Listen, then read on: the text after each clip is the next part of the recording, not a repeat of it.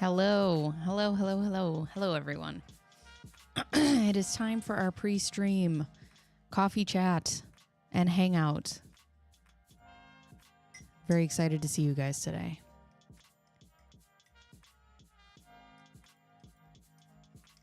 So, hold on. I'm mixing my coffee. I have a double shot of espresso, made us a latte with a touch of chocolate syrup on the top just to mix in with my milk.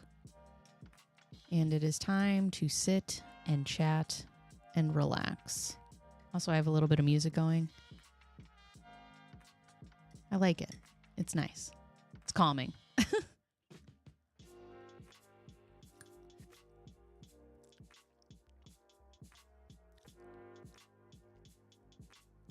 But what happened? How come you can't see me? Now it's not changing.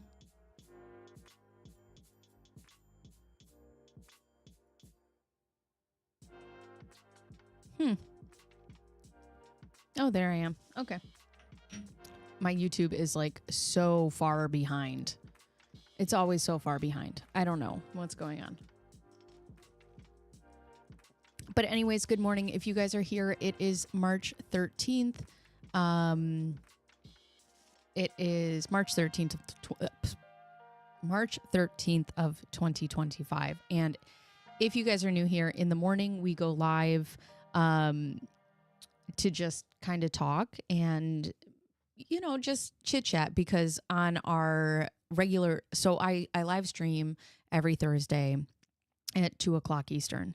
And, you know, I just want to make sure that those live streams are about what they're supposed to be about. So if you're new here in the morning, I go live vertically so that way we can just chat and get to know each other and then get all of that out of the way. I take a break because I have to go do some stuff for my kids, and then I come back and we get into business. And so that's what we'll be doing today. So it's been a long week. It's been a long, rough week. If you guys didn't know. For those of you who have been here before, you know what's going on. For those of you who don't, we've been trying to figure out, there's a spot in my daughter's brain. And this spot has caused,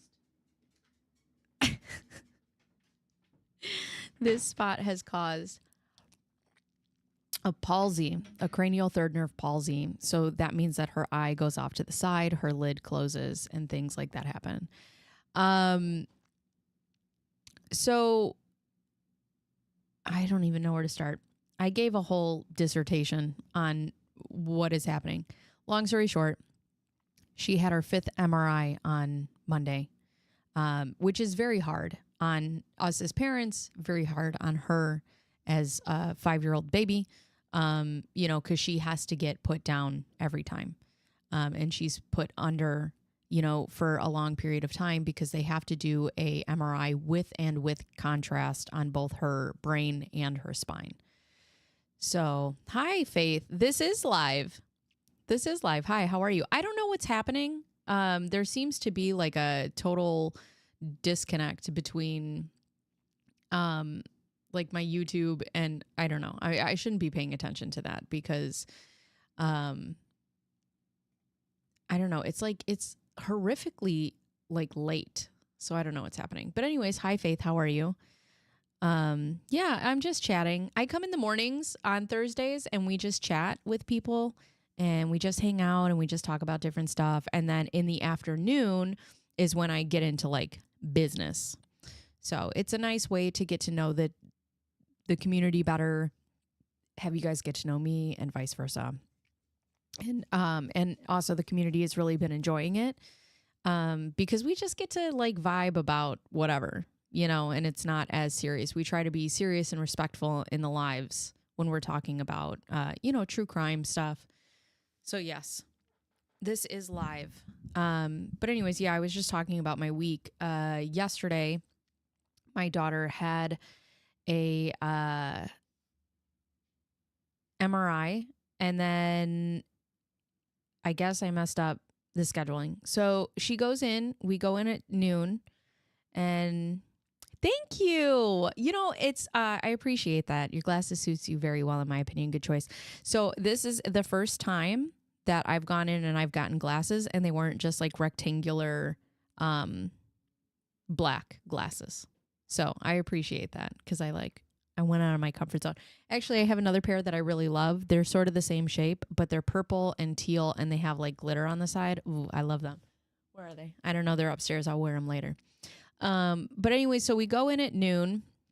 Her MRI doesn't start until 1:30. I love true crime. I watched I have so many thoughts on Waco. So many thoughts. So many. But can you give me the name of that documentary? I would like to write it down. It's on Netflix, huh? Let's see. Waco doc on Netflix. I'm going to have to look into that. That story, at least I think about it at least once a week. Whoop. At least once a week. It's on my mind because it was such an atrocity. It was, oh my God. And it's so like, cults in general just boggle my mind. Like, I just don't understand, how they get so big, right? Or how people get so deep inside of them is I think what I understand being indoctrinated into something, right? Like children, if you're born into it. But I guess, how do you get into something later, right? Like how do you, like Scientology is another one that I watched with Leah Remini. I watched a lot of, or whatever that series was that she put out. I forgot what it's called. But it just, the later people that come in, you know, later with kids, and it's like, what is the mindset going into things like that? You know, and with Waco and David Koresh, and there's still people who believe, you know, because they were called, what were they called? The Davidians, right? They still believe. I went to clean my glasses and I cleaned absolutely nothing. They still believe that he's coming back and that he's, you know, essentially going like the second coming of Christ, that he's going to save everybody and everything. And actually, you know what? Let's look into that right now. Good thinking. I forgot. It's been a while since I've looked into that story, but it is on my list of things to cover. And it's funny because a lot of people are like, why are we still covering these things? Like, because I just did a 2-part series on OJ. But I just did a 4-part series on OJ, and people are like, why are we still talking about this? And I'm like, they should all be talked about. Every case should be talked about because they're learning experiences, in my opinion. But anyways, also let me know what you're drinking. I have a double shot of espresso, a latte with some steamed milk and a little chocolate syrup on the top because I'm a child. All right, let's go and look into, let's see. Give me the rundown. Give me the rundown. So is your channel mainly true crime? Yeah. You know, it wasn't supposed to start that way. The channel was called That's My Opinion, and I was going to come out and talk about commentary on things and, you know, just talk about why things matter. Also, in my opinion, you know, just giving commentary. And when I had started it, one of the things that caught my attention, or when I came back to YouTube, I've been on YouTube for a long time, but this is, you know, I've just kind of like rebranded my channel. But one of the things that had caught my attention was the Scott Peterson, Face to Face with Scott Peterson, where he did a documentary series and, you know, he was proclaiming his innocence once more. So I know a ton about the Scott Peterson and Lacey Peterson case. And I was like, this doesn't seem right. So I was like, well, I'll just break this down. And then after that, the Lacey Peterson documentary came out. So I did that. And then people were just like, oh, I like this. Can you also cover this? Can you also cover this? And it sort of solely became true crime, and which is fine because I do enjoy, I shouldn't say enjoy. do respect the true crime genre. It is something that has always piqued my interest. It is something that, from a psychological standpoint, has always, I just want to try to get a better understanding of it. But my channel is a little bit different in the way that, yes, we talk about the true crime stories, but it's less about the true crime stories and what got them there, right? Like the why they matter. For example, when I broke down OJ, we know what OJ did and, we know what happened. But I think the bigger, more important part to talk about is the domestic violence, is the fact that Nicole called the police 8 times and nothing happened, is the fact that, Nicole as a perfect victim, as people, because they'll be like, why didn't she leave? Or why didn't she do this? Nicole Brown did everything that she was supposed to do. And, her life was still ended up taken from her. And I want to focus on those things, right? I have a daughter. I have a son. But I've lived most of my life in golden retriever energy, just, cruising off vibes. I'm like, nah, I'll get through it, whatever. And then I had children and I'm like, hold on a second. I take things much more seriously now that I have kids. And I have a daughter, and as she grows, I want her to be aware of what control looks like, what manipulation looks like, what grooming looks like, what coercive control looks like, what all these things look like, because I think when we have more information, we can make better informed decisions. And I want my channel to be able to do that. For people like myself, when I was 18, just going out and doing whatever and just living. And if I woke up the next morning, great. And if I didn't, whatever, I want people to have a better understanding of how things can get that far. So that's, I was going to try to give you a short synopsis on my channel. But I can't do that ever. I just talk. So sorry. But yeah, I have asked my community if they would like to hear about different things that aren't true crime. And they were like, yeah, just surprise us, whatever. We did touch a little bit on like the Blake Lively, Justin Baldoni situation, which I jumped the gun and I read off, and I didn't really like the way that I put out that video. So I've actually taken that video down. But I'll talk about really what, hi Ravi. I'll talk about really what anybody wants to talk about on the channel. We just have been talking about true crime and people want more of it. So I'm willing to talk about like whatever the people want to talk about, as long as we can find the important lessons of it. I think that's the goal of my channel, right? Talk about the stories, but why they matter. Like, I don't want to just get online and talk shit. I have a second channel for that. It's cool. I really enjoy true crime. It's really interesting to hear other people's opinions on it. Yeah. I think, and the true crime genre is, it's back and forth. People are split on it, on whether you should do it or whether you shouldn't. And I think that if it's done respectfully and you keep not only the victims but their families in mind when you're doing it, I don't know. I would have to talk to a family member, I guess. But hola, Pikachu 99. I like that. I'm from the UK. Hello. Yeah, you know what? True crime for me, it's always been, crimes of passion, I understand. I understand how somebody can get to a certain point, how somebody can snap. That makes sense in my brain. What doesn't make sense in my brain, because my brain is not wired that way, is like premeditative things, right? So I guess that's why I'm so... I'm so captivated by it, is because I don't understand how people get to these places. So I'm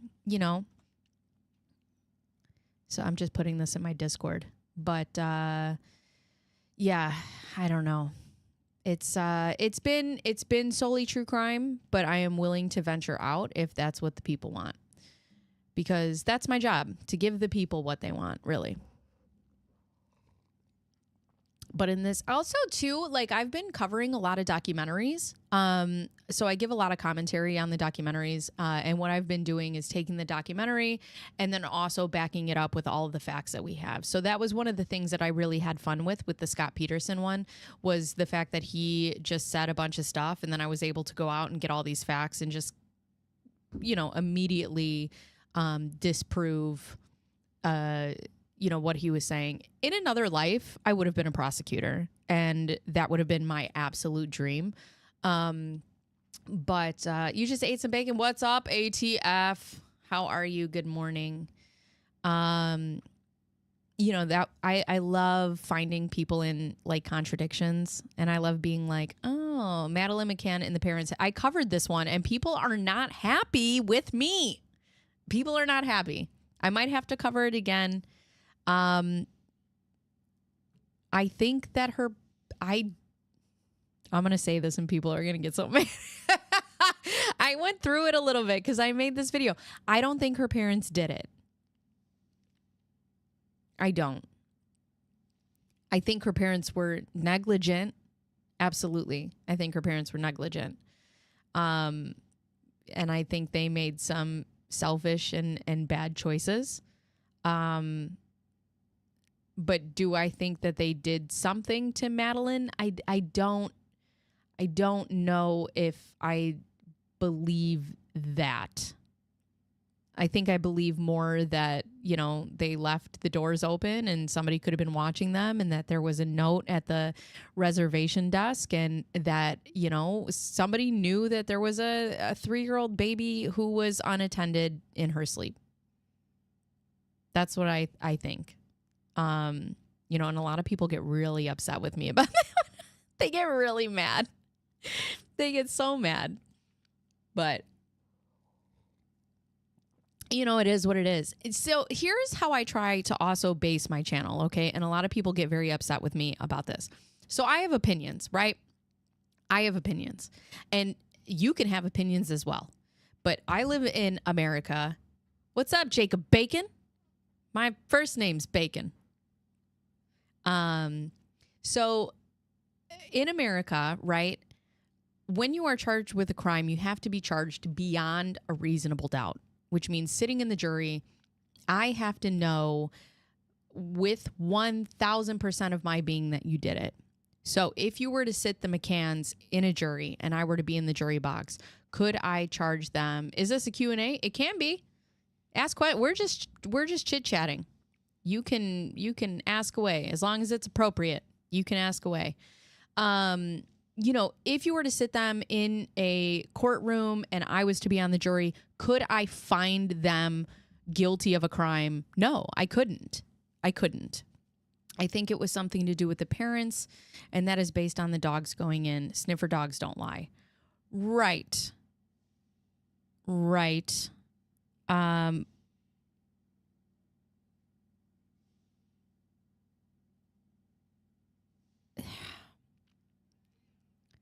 Yeah, the cadaver dogs, the only thing about that, like if I was a defense lawyer, right? You have to think of it from this perspective. This is what I see. This is why I make people upset, because I like to go all over the place. If I was a defense lawyer of the Mccanns, the one thing I would tell you is that you had a cadaver dog come in. They are not the only people who have stayed in this room. Could they have hit on something that was previously there? Is it a possibility? Although they did hit on the car too, which was a rental car. I don't know. But here's the other thing. Which race do you think has the most handsome men? Men are handsome. Men can be handsome. I don't have an answer for you. I don't think they may have killed her. It could have been an accident or a cover-up. You know what boggles my mind, though? Because I struggle with this case, and I struggle with the Ramseys, right? I struggle with JonBenet Ramsey. Is as the Mccanns and as the Ramseys, why, if you truly had something to do with your daughter's demise, why continue to go out and be in the media just constantly? That's one of the things that we were talking about with Casey Anthony the other day is, you know, it's so funny to me. You made everything to avoid stating your opinion. I like men. I think men can be attractive. I don't care what race they are. That's my opinion. My opinion is I don't discriminate when it comes to good-looking people. I don't have, which race do you think has the most handsome men? The human race? Is that appropriate? I don't know. I don't know. I've never met an alien. Might be attracted to them too. I don't know. But what was I talking about now? Now you've distracted me. Dang it. I forgot what I was talking about now. We were talking about, so that was the other thing that we were talking about with Casey Anthony the other day. It's so interesting, right? Casey, on the other hand of this, wants to talk about how she had nothing to do with her daughter's demise, yet did absolutely nothing after she was found not guilty to find her daughter's killer. Whereas the Ramseys and the Mccanns have been out looking for decades. I watched a lot of body language experts covering their interviews and pointing out the signs of people lying. It's really interesting. Yeah. I don't know. That's a tough one for me. Because, okay. Are you asking? I don't know. I don't know if I truly believe. And whatever, it's just the way that I perceive them, right? Like, I don't know if I truly believe that they had anything to do with it. I think somebody came in. I think somebody took their kid. And I think that's it. How they were not charged with negligence, I find very interesting. I don't know how you... it's absolutely a rabbit hole.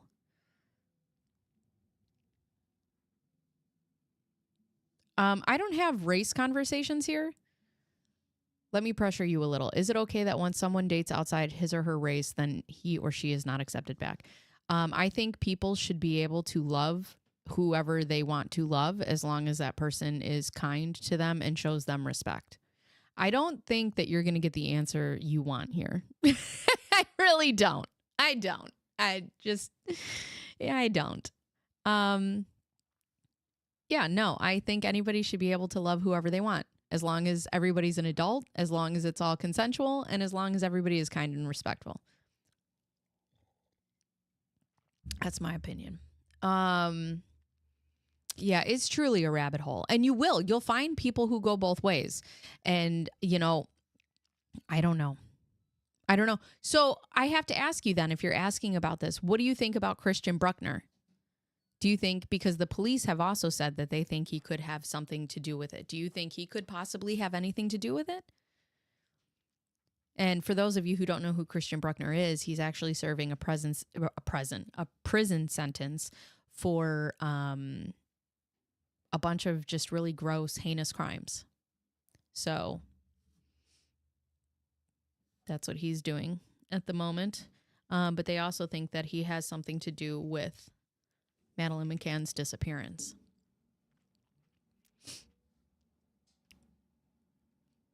But where did my music go? My music stopped. ¿Qué pasa? I think it was... You're like, I'm not backing down. I think it was parents. You're like, I am not backing down on this. You cannot make me back down on this. Yeah, I might have to look into it again. And that's the thing, right? Like my mind is not made up.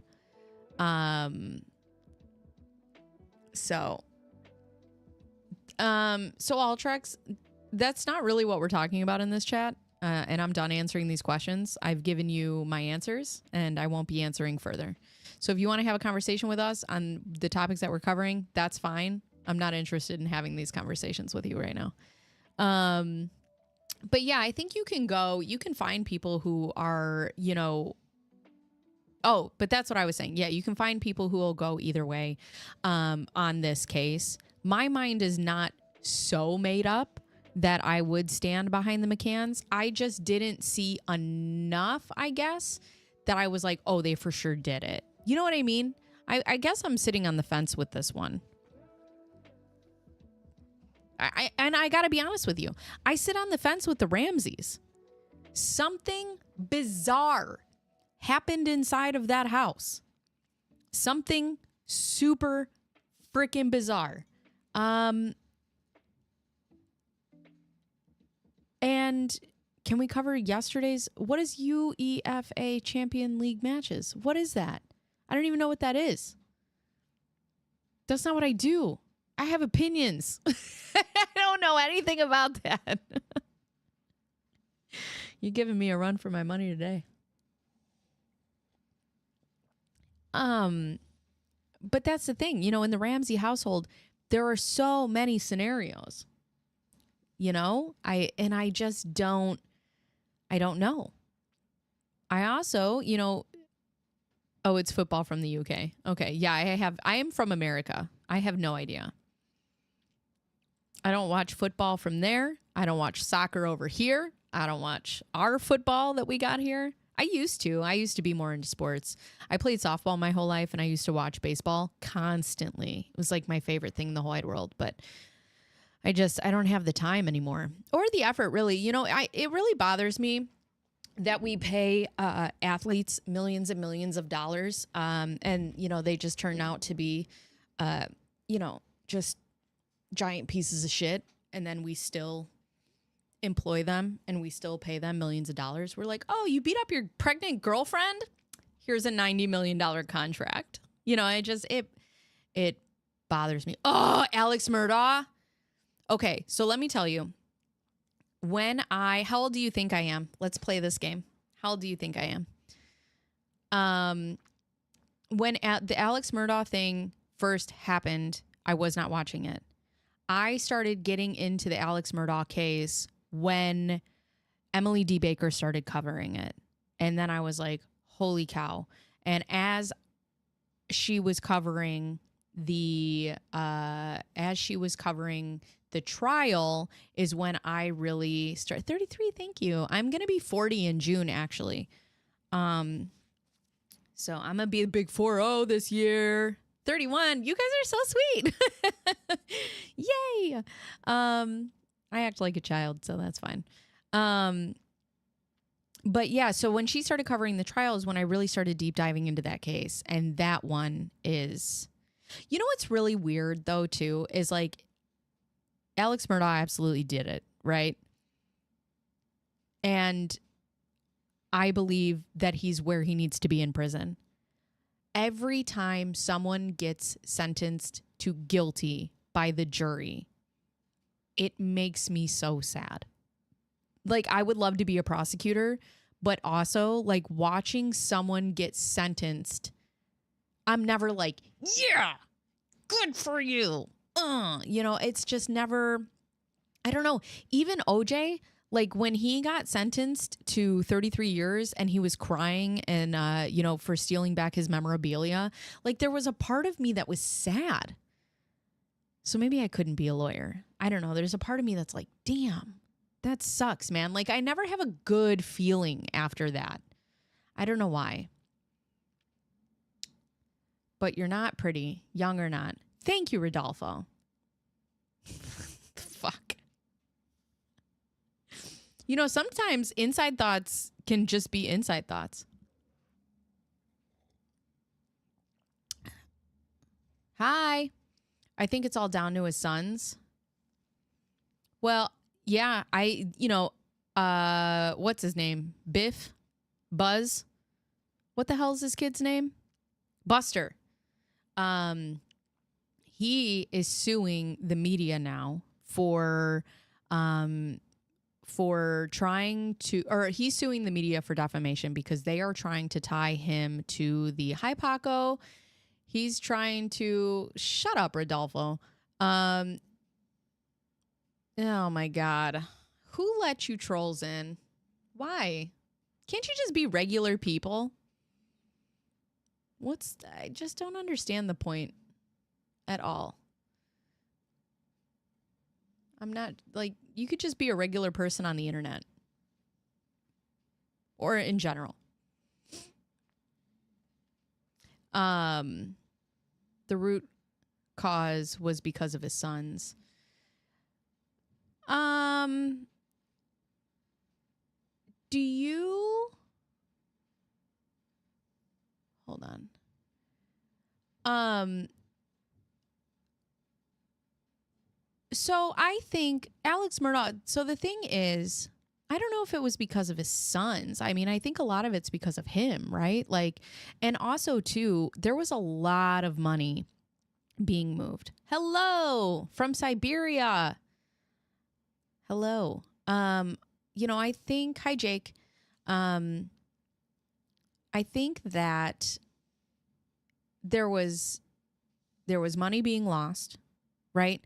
So Alex Murdaugh, when you take away his sons, Alex was used to, or Alec, whatever his name is, was used to getting like whatever he wanted, right?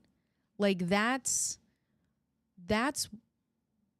I feel like how he got into this position. And then he made his sons that same way, right? Like he made his sons spoiled because his one son, I forgot his younger son's name, but they had the boat accident where that one poor girl was killed. And then like nothing ever came of that for him. And then they have Mustard. Hi, Jana. They have a Mustard. I just said Mustard. They had Buster, who they think had something to do with Stephen. I forgot his last name. Stephen. Hello from Australia. What was Stephen's last name? It wasn't Smith, was it? Who do they think Buster Murdaugh killed? Is it Stephen Smith? Oh, it is Stephen Smith. Okay, a 19-year-old, yes.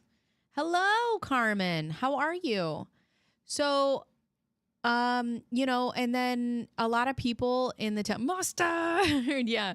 A lot of people in the town want to talk about or, believe that Buster actually had something to do with that case. And nothing has ever. Bye, Paco. Thank you for joining. Why a lot of people believe in that town that Buster had something to do with Stephen Smith. A lot of people in that town think that Buster and Stephen might have been involved, which was a big deal. And, I think it was just a lot of people who are used to getting away with, things. And then it just escalates over and over and over again. I think because of the influence of wealth and how well they know they thought they were untouchable. Absolutely. Absolutely. I think that that was a family who just thought they could get away with anything. Bye. Have a good day. Yeah, I really do. I think that they just, untouchable is a great word. I really think that they thought that they were untouchable. And that's a really great point. And then it went too far. But that's the other thing. To kill your wife and your son,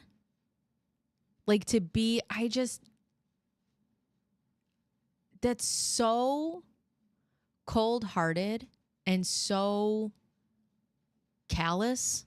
I don't know. But I just pulled this up. There have been rumors and speculation about Buster Murdaugh in connection to the death of Stephen Smith. The 19-year-old found deceased on a rural road in Hampton County, South Carolina in 2015. Initially, Smith's death was ruled a hit and run, but there were inconsistencies in the investigation, and law enforcement later reopened the case in 2021 after the Murdaugh family became the focus of intense scrutiny.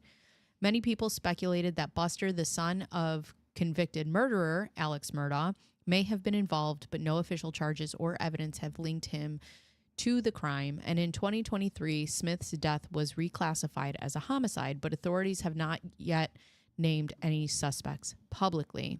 Buster has denied any involvement, calling the rumors baseless and false. And I know he has also tried to sue some other, some of the mainstream media for defamation, which, you know, I don't, whatever. I don't know. You know, it's interesting if you've ever been a part of a small town like that. Yo, wanna be rock star? How are you? Good morning. What's good? My coffee. I have a double shot of espresso that I am just drinking so quickly. Ew. Ew. And like a piece of paper in my glass. Gross.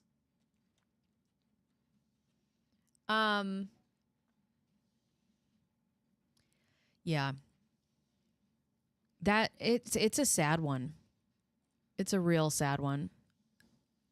But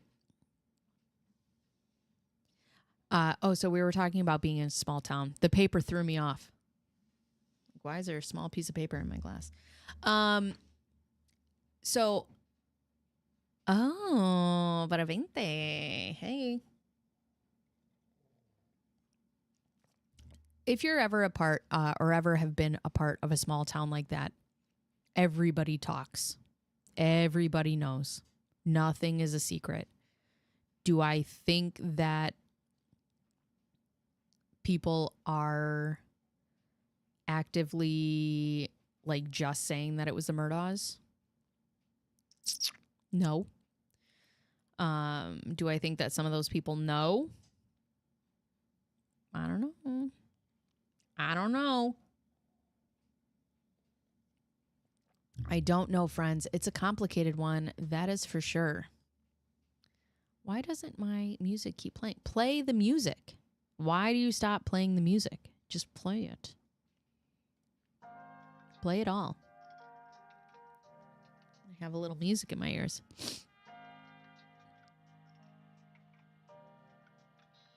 But anyways. Yeah, let's see. Where I want to see where they are in that case. Where are they in the Stephen Smith case? That is really good, but it's about mass shootings in the U.S. There are quite a few different episodes covering different shootings. I really enjoyed that series. What's that? In a small town, there are always secrets, but like everybody knows. There's secrets, but like everybody knows. As of January 2025, the investigation into the death of Stephen Smith remains active but unresolved. In January of 2025, Smith's family increased the reward for information leading to an arrest and conviction to $50,000, and billboards have been erected in South Carolina to encourage public assistance. The South Carolina Law Enforcement Division, or SLED, reopened the case in 2021 and since 2023 has been treating it as a homicide. Despite these efforts, no arrests have been made and authorities have not publicly identified any suspects. The Smith family continues to seek justice and urges anyone with information to contact SLED. Active shooter on Amazon. Ooh, I will watch that. Thank you. Ooh, you got all the documentaries. Writing that down. Someone told me they heard I was pregnant with my son when I hadn't even told anyone but the father and the closest family. Hashtag small town. Yeah. They knew before you were even pregnant. They're like, oh, you're pregnant? You're like, what? Yeah. Yep, that's how that goes. That's how that goes. But yeah. Yeah, it's really sad. I can't imagine, for this family not being able to get the closure that they deserve. You deserve, if a loved one is taken, you deserve closure. Your family deserves closure. And especially to be taken so young, 19 years old and just gone for no reason, and then just no answers. That's hard. That's hard. But the mention of small town secrets reminds me of the story of Ken McElroy, the case of the Keddie cabin murders. I will write this one down. Thank you, Marcus. You guys having so many ideas. Ken McElroy. I've never even heard of this. Who is this? I'm going to look into it right now. Keddie cabin murders. Keddie cabin murders. I don't know why I say it like that. All right. Tell me about Ken McElroy. And then fact check. I like ChatGPT. Ken McElroy was a notorious bully and criminal from Skidmore, Missouri, whose reign of terror over the small town ended in vigilante justice. His murder in 1981 remains officially unsolved despite being committed in broad daylight with dozens of witnesses. Who was Ken McElroy? They're two different cases? Oh, okay. Ken McElroy, born in 1934, was known as the town bully, using intimidation, theft, arson, and assault to terrorize Skidmore for years. He had a history of violence, abuse, and manipulation, particularly toward young women. He was accused of stealing livestock. How do you steal cows? How do you steal cows? Burglary and physical assaults. But due to witness intimidation, he was rarely convicted. He had at least 21 children. What? Let me read this. Hold on. He had at least 21 children and was known for marrying underage girls, including his last wife, Trenna, when she was just 12 or 13 years old.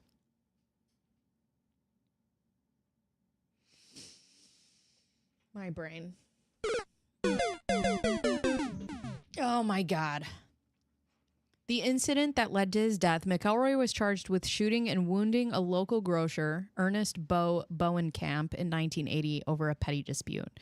Despite the violent act, McElroy was released on bail, and he continued to threaten townspeople. Skidmore's residents, fed up with the legal system failing them, gathered to discuss how to deal with them.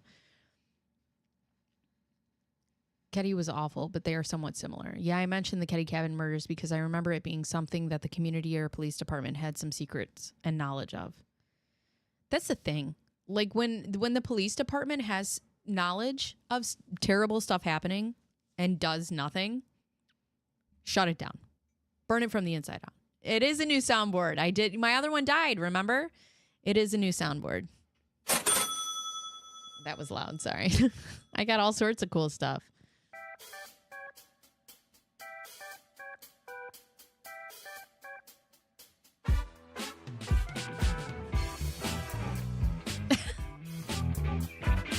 So you guys are screwed. I got all sorts of stuff I could play with.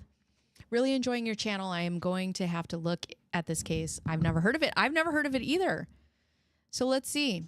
The murder of McElroy, sorry. On July 10th of 1981, McElroy was sitting in his truck in downtown Skidmore, parked outside a local bar. As he sat there with Trenna, at least two gunmen opened fire, hitting him multiple times. His wife, Trenna, was in the truck but was unharmed. At least 30 to 50 townspeople were present, but no one called an ambulance.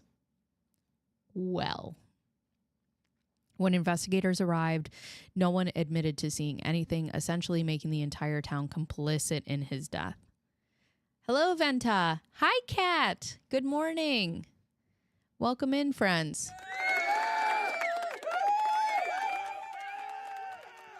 That is loud.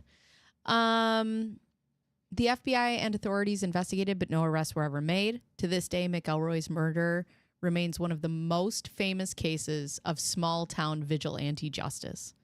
Some say the town was justified considering how much fear and destruction McElroy had brought upon them. Others argue that mob justice sets a dangerous... Well, here's the thing, though. Mob justice sets a dangerous precedent even for someone as violent as McElroy. Have they done this to anyone else?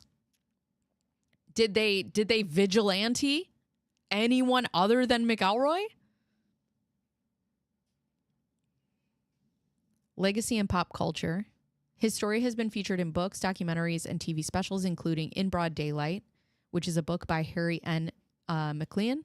No One Saw a Thing, which is a documentary series. Ooh, I'll watch that. No One Saw a Thing.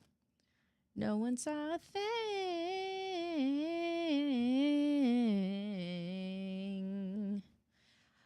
And several podcasts and true crime discussions. It is one of the most well-known cases of entire community taking justice into their own hands and getting away with it. That is wild. I will be covering that one soon. That seems so interesting. Would you like to know more details and the theories about who pulled the trigger? No, we'll get into it. Okay, and then what is the other one? It's the Keddie cabin? Keddie, tell me about Keddie cabin. Tell me about Keddie cabin. And okay. No, just soundboard. What do you mean just soundboard? The Keddie Cabin murder is a mysterious and brutal crime. The Keddie Cabin murders refers to the 1981 quadruple homicide that took place in Cabin 28 in Keddie, California. The crime remains unofficially solved, but investigators believe multiple people were involved over the years. There have been... Please don't unplug. There have been new developments, theories, and suspects, but justice has not yet fully been served. Need to pick up the wife from work. I will definitely be back. Yeah, so we'll be back a little bit later. I post once a week. I go live once a week, but I go live all day. We will be here. So have fun. Thank you for joining. It was nice talking to you. Appreciate you. The crime and what happened. On April 11th in 1981, the small rural community of Keddie, California, 4 people were brutally murdered in Cabin 28. Glenna Sue Sharp, who was 36, the mother of 5 children. John Sharp, 15, Sue's eldest son. Dana Wingate, 17, John's friend. Tina Sharp, 12, Sue's daughter, who was missing until her remains were found in 1984, miles away from the crime scene. Who survived 3 of Sue Sharp's children, Rick, Greg, and Tina's friend Justin, were in the house but were not harmed. Tina was originally missing from the scene. What was found at the crime scene? The victims were bound with electrical wire and medical tape. The murders were extremely violent. They were stabbed, bludgeoned, and strangled. Oh my God. There were no signs of forced entry, suggesting that the killers might have been let in or knew the victims. All the guys at the fire station saying, "Hi!" Why am I on the big screen? Pull the face away. You work at a fire station? Oh, that's so fun. Our uncle is a retired fire lieutenant. So thank you, boys, for your service. We appreciate you. And ladies. And whoever else. Because that is not a job I could ever do. You guys are doing the Lord's work. That's for sure. Blood was found outside the cabin, implying that Tina was taken alive. That's wild. So hold on. So 1, 2, 3, 4 victims, and then 3 other people in the cabin, but were not harmed. We are fans. God bless you guys. We appreciate you. Okay, so I'm going to have to look more into this one too. So you have 7 people in a cabin. I feel like this is how a math problem starts out. There are 7 people in a cabin. 4 of them are brutally tortured and murdered. How many people are left? Okay. How does this happen? How does this happen? Because when you look at what was found at the crime scene, and I don't even think that I can read this out loud. But it sounds extensive. It doesn't sound like anything that could have happened quickly. How do you have 3 people who survived in the cabin?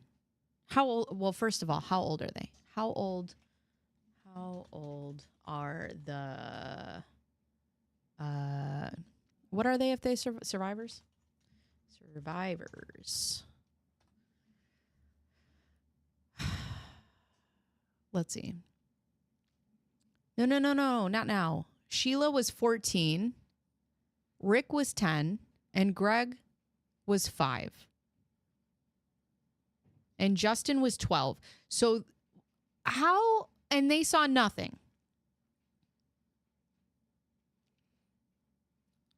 The 5-year-old, we can scratch the 5-year-old, but you had 3 who 10, 14. Hey, Tavares, you have hold on. You have 14 years old, 10 years old, and 12 years old. That, in my opinion, is old enough to give a statement about seeing something, right? And these crimes were extensive. And this, to me, would imply that it took time. And they know nothing. Theories and suspects. Martin Smart and Bo Beede? How do you say that? Boubede? Boubede? Boubede.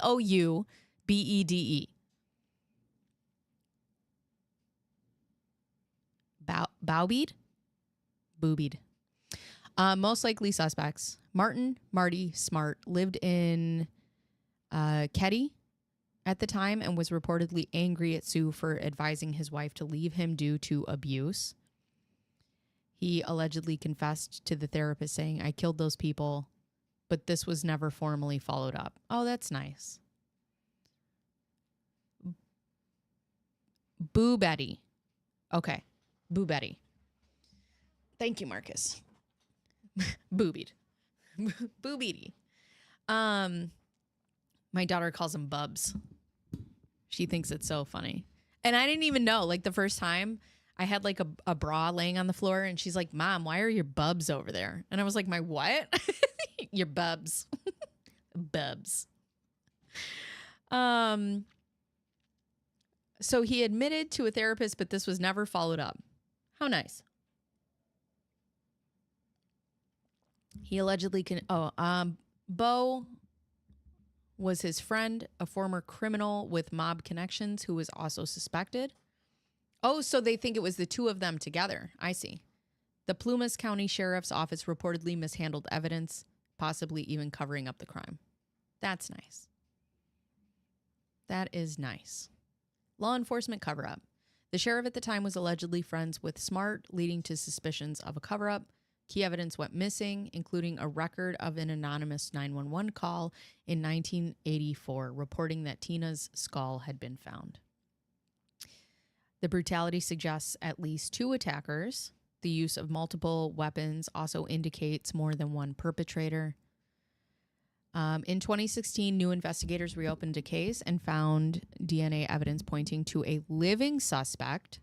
Tina's remains were discovered in 1984. They had been moved to a remote location. Some key pieces of evidence, like a hammer, were recovered in 2018. Authorities now believe some people in Keddie knew what happened, but were too afraid to speak out. No arrests have ever been made. The full truth remains buried, possibly due to a cover-up or fear of retaliation. It happened in 1981. Wow. That's wild. I've never heard of that. I've never heard of that one. Yeah, I'm going to cover that one too. So interesting. You guys have great ideas. Thank you very much. Wild. You know what? Since we were talking about Waco earlier, let's get a rundown of that. Give me a rundown of Waco.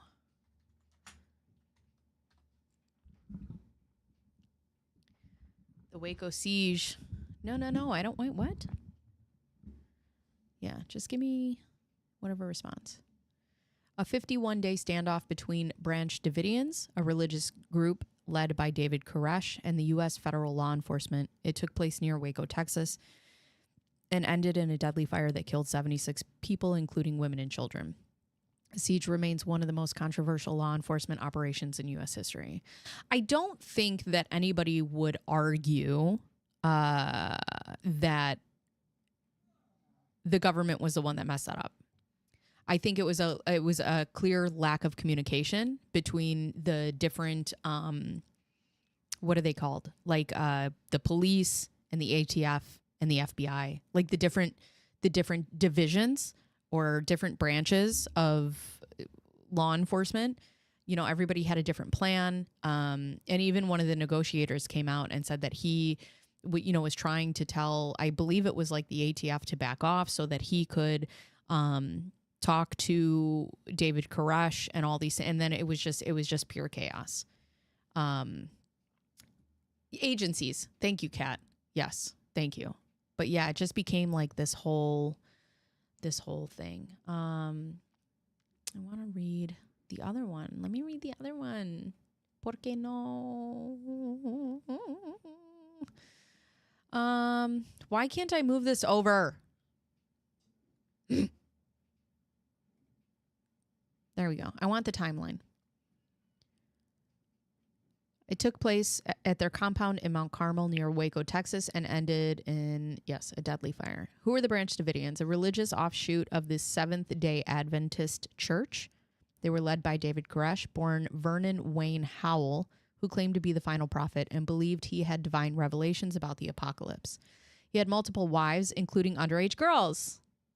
Because you can't be a cult leader without wanting to, you know, just kids. Why? I talk about this with my husband all the time. I was like, I think that would be the one thing that would like, Madel, good morning. I think that's one of the things that would turn me off the most to a cult. Like, no, we're just chit-chatting. Don't worry about it. We're just chit-chatting, having some fun. Talking about all sorts of stuff in here. Hold on. I got to fix this. Give me a second.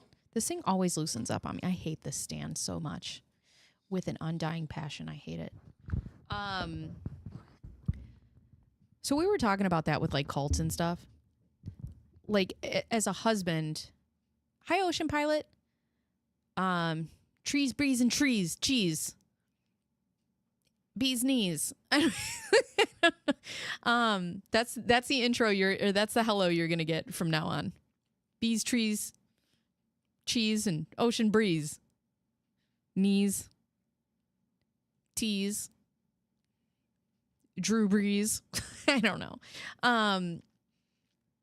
Yeah, we got quite a bit of people today hanging out. But anyway, so my husband and I were talking about, you know, like if we as a family, right, somehow we got into a cult, right? Like what's the point where you're like, no. Because that's the thing. Like for my husband, it would be like, you know, if we were in the Branch Davidians and then all of a sudden this guy's like, hey, you guys gotta divorce your wives because they have to sleep with me now. My husband would be like, nah. And same. Like if it was a female or whatever, if somebody's like, yeah, I'm gonna start your husband, I'd be like, we're out of here. And then let me tell you something. If somebody came up to me and was like, in order to be a part of this organization, right? Because they never call it a cult. But in order to be a part of this organization, I'm going to have to start your kids. And let me tell you, if anybody ever says that to my face, I will set them on fire myself. Because there's two of us. I am a Gemini. Be very careful. It's just such a wild thing. So anyways, he started sleeping with all the wives and their children. And he controlled every aspect of his followers' lives. The Bureau of Alcohol, Tobacco, and Firearms, or better known as the ATF, began investigating Koresh after reports of illegal firearms stockpiling, child abuse allegations, possible preparation for a violent confrontation. And on February 28th of 1993, the ATF attempted to raid the compound, leading to a deadly gunfight. 4 ATF agents and 6 Branch Davidians were killed. The ATF retreated, leading the FBI to take over.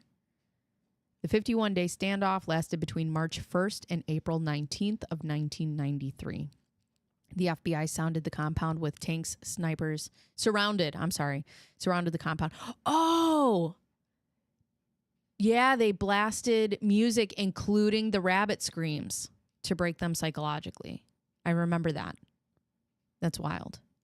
But they surrounded the compound with tanks, snipers, and floodlights so that they shot all the floodlights into the compound so that they wouldn't be able to get any sleep. Over time, some people were released, but Koresh stalled negotiations by saying he needed to write down his revelations. The FBI cut off electricity, blasted loud music and sounds, including rabbit screams, to break them psychologically. That miniseries was awesome. What miniseries? They had, I remember watching the documentary. In 1993, I was 8 years old. So I remember it happening, but obviously I had no idea. No idea. The whole thing. April 19th of 1993, the final assault and fire. The FBI launched tear gas into the compound to force the Davidians out. A fire broke out inside the building. The cause is debated, either FBI tactics or Davidians setting it themselves. 76 Branch Davidians died, including Koresh, and 25 children. Only 9 members escaped. As a mother, I don't know how you don't run out with your kids, or at least your kids run out. That's so wild to me. I would throw my child out a window before I would let them die in a fire. It's all very sad. Key controversies and theories. Who started the fire? Official government explanation: the Branch Davidians set the fire themselves. Critics' view: the FBI tear gas attack and tanks may have sparked the fire or made it impossible for members to escape. I am very married, turtles. And you guys, I was really excited to show you guys. I actually just, my husband got me a ring rebuilt and also bought me a separate band for our 10-year anniversary. Stunning. I was sobbing. So he had my ring constructed. He got down on one knee. He said everything that he said to me when he proposed to me the first time. I'm sobbing. I'm a mess. So I put my ring on, and then he has my daughter run in, and she goes, "Mommy, will you marry me?" And she opens a box, and it's a separate band because the ring that I got is large. And I was like, when we got married, I'm like, if I get this ring, I don't need anything else. And he was like, well, maybe we could do something for an anniversary. And that's when we came up that for every 10-year anniversary, I would get another band. So, or a band. So he got me the band. She came in. She's like, "Mommy, will you marry me?" And opened the box. And I'm just was bawling, girl. All day. I was like, that's why my nails are done too. But he took my ring in yesterday so that it could get soldered together because I didn't like the way that it slipped around. I wanted the pieces soldered together. So sweet. You deserve it. Thank you. I appreciate you. But yeah, I'll be able to show you guys soon, but it's big. I love it. And it's been about 3 months because he tricked me. He told me that they had to fix it. I didn't know that he was getting any of this done. I thought that they had to fix it because he said that some of the pieces were coming out. So then he came back, and so I always do this. I don't know why. Can I marry you as well? No. I can be your friend. But I always do this And then when I do this and then it's not there, like a pit in my stomach drops and I'm like, where is it? Where is it? So I have to show you. Actually, I can show you guys here. I can show you guys a picture of it separated, because I took a picture of it separated and I sent it to my aunt. Oh my God.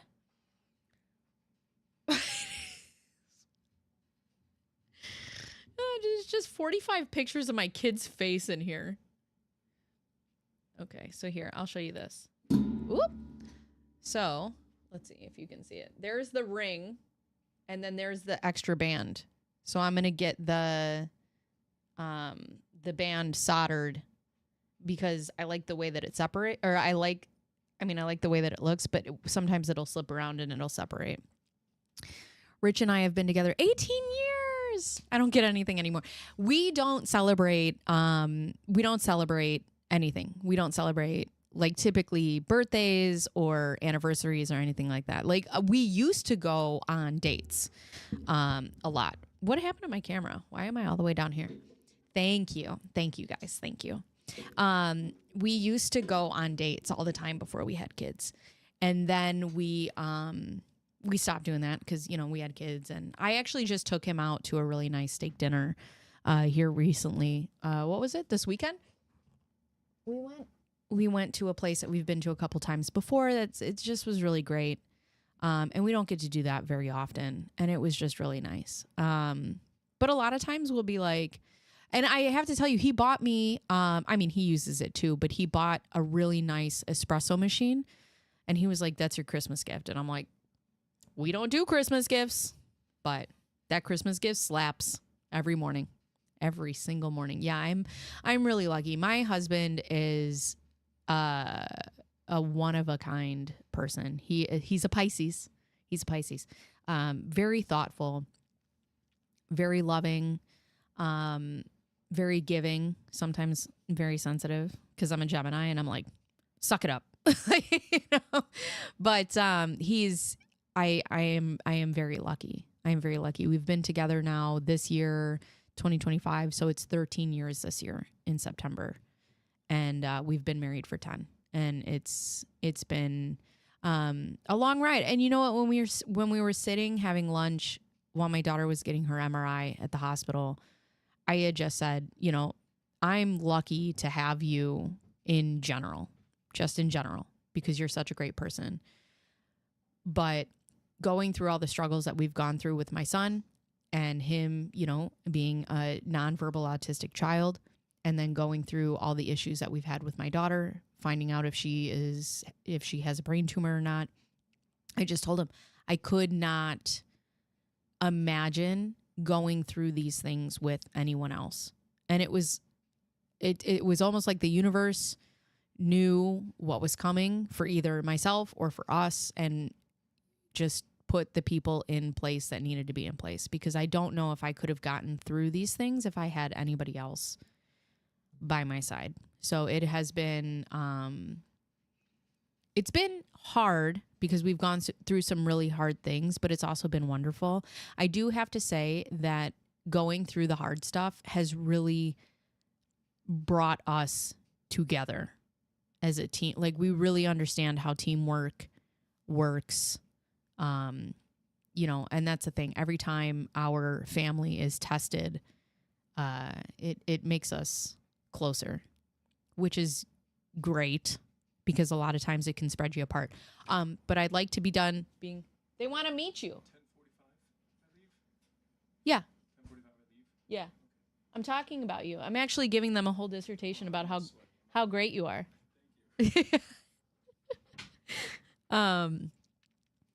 But, you know, I'd like to be done being tested now. That'd be great. If you could pick on someone else, that would be awesome. But anyways, all right, let's get back to Waco. Okay, so critics' view, the tear gas and tanks may have sparked the fire or made it impossible for members to escape. Hi, Pina. Where is he? He was over here. You can't see him because I don't have the full screen. If I had the full screen, if I wasn't vertical, you would have been able to see him pop himself in the door. But he just got done work. He's like, I'm all sweaty. I'm not coming in there. And also, too, my husband has no desire to be on screen. I've even asked him about, Rich rarely gets on camera and he's not shy. Yeah, my husband has no desire to be in front of the camera. I've talked to him about it too. I'm like, maybe we could, if this stuff takes off, like maybe we could start a podcast. And he's like, nah, I don't know. And I'm like, just a little bit. My husband is very shy. He's very shy. It takes him a little bit to get out of his shell. When he does and he's comfortable with you, watch out. Yes, my husband is very much an introvert. Very much. We are polar opposite people, which is good because he's very much a rock and I'm very much a balloon. So, without him, I would fly away. And without me, he would just be stuck to the ground. So we balance each other out. It's not his thing. It's not his thing. Maybe that's relatable. Maybe one day he can just be a voice in the background. Yeah, I don't know. I mean, I think he would. I know my husband and being very sensitive. I don't think he would be able to handle any sort of criticism online. If anybody were, he would take that so deeply to his soul if somebody said something like about him. Whereas if somebody says about me, like today, somebody was like, you're ugly. And I'm like, cool, thanks. Bye. Like, I have such a thick skin. And he just does not. He's soft little baby. But yeah, we are two very, very different people. And it's great, and I think that's one of the things that makes our relationship work so well too, is the fact that I require independence and so does he. We actually talked about this when we were covering the Gabby Petito case. When my husband and I first met, I am a very independent woman. And I like to do my own stuff and I like to be my own person. And there's a lot of people that I went to date and they were like, oh my God, I love that about you. And then when I started actually being who I am, they were like, wait a second, I don't like this about you. And I'm like, I've told you up front who I am. What the fuck? So, and then I met my husband and I'm like, listen, I will never need you. I pay my own bills. I have my own car. I have my own apartment. You are strictly here for my entertainment purposes only. And hi VK, he said, he goes, that's great. I love that. And I was like, yeah, sure. Okay, whatever. And then we started dating and I'd be like, hey, I'm going to do this thing with my friends. And he'd be like, all right, bye. And then I'd go do this thing with my friends and I wouldn't get 1,000 text messages about, where are you? What are you doing? Why aren't you calling me? Blah, blah, blah, blah, blah, blah, blah, blah, blah. And I was like, you are amazing and I love you so much. Imagine if you're both introverts. Who will ask for salt in restaurant? Oh my God. Okay. So we go to a restaurant for his birthday. On his birthday, he's like, let's go out. I have some gift cards. Let's go out and get some dinner. Me, you, and the kids. So we're like, okay. So he goes out and he gets like a double cheeseburger with whatever he wants on it. Well, they put everything that is the opposite of what he wants on it. And he gets it and he's pissed. And he's sitting there and he's scraping off mayonnaise and he's putting the tomato to the side and you can hear him. He's like, God damn it. Bleh. And I go, just walk up to the counter and be like, hey, listen, this is the exact opposite of what I asked for. And he's like, I'm not going up there. And I'm like, you don't have to be mean. You just go up to the counter and you're like, hey, listen, this is not what I ordered. This is not what I paid for. Would you mind just, I'm sorry, making, because my husband is repulsed at tomatoes and mayonnaise. And he's like, no. And he scraped and scraped and scraped. And I get up and I go, give me that fucking hamburger. And he's like, no, it's fine. And I go, you're not going to eat a hamburger that you can't fucking stand on your birthday. So I had to take the hamburger, go walk up to the counter, and the girl's like, yeah. And I'm like, listen, my hot dog was covered in onions, which I had already eaten because I was starving. And I was like, my husband got this burger. This is the exact opposite of what he wanted. Can we get a new burger? She's like, oh my God, I'm so sorry. Yeah, no problem. He would rather eat it in silence and sit and complain at the table than walk up and just ask for a new hamburger. I'm like, just go get a new hamburger. My boyfriend and I are the same way. He hates mayo too. Yeah, oh my God. My husband violently avoids confrontation. I embrace it. I am a Gemini sun with a Leo rising and an Aries moon. And I live by the rules, the biblical rules of Lil John 3:16. Don't start noneth, won't be noneth. That's how I live my life. Like, I just, we're fine. We're fine. I wonder what table got your order. Somebody else got the extreme opposite. Yeah. I'm like, all you have to do is ask. Or so the other thing that is like for us is my husband is terribly, violently passive aggressive. Okay. I double aggressive. So I'll hear him. Our house has 2 floors, and I'll hear him like talking shit in the basement, or like our basement, whatever it is, the first floor.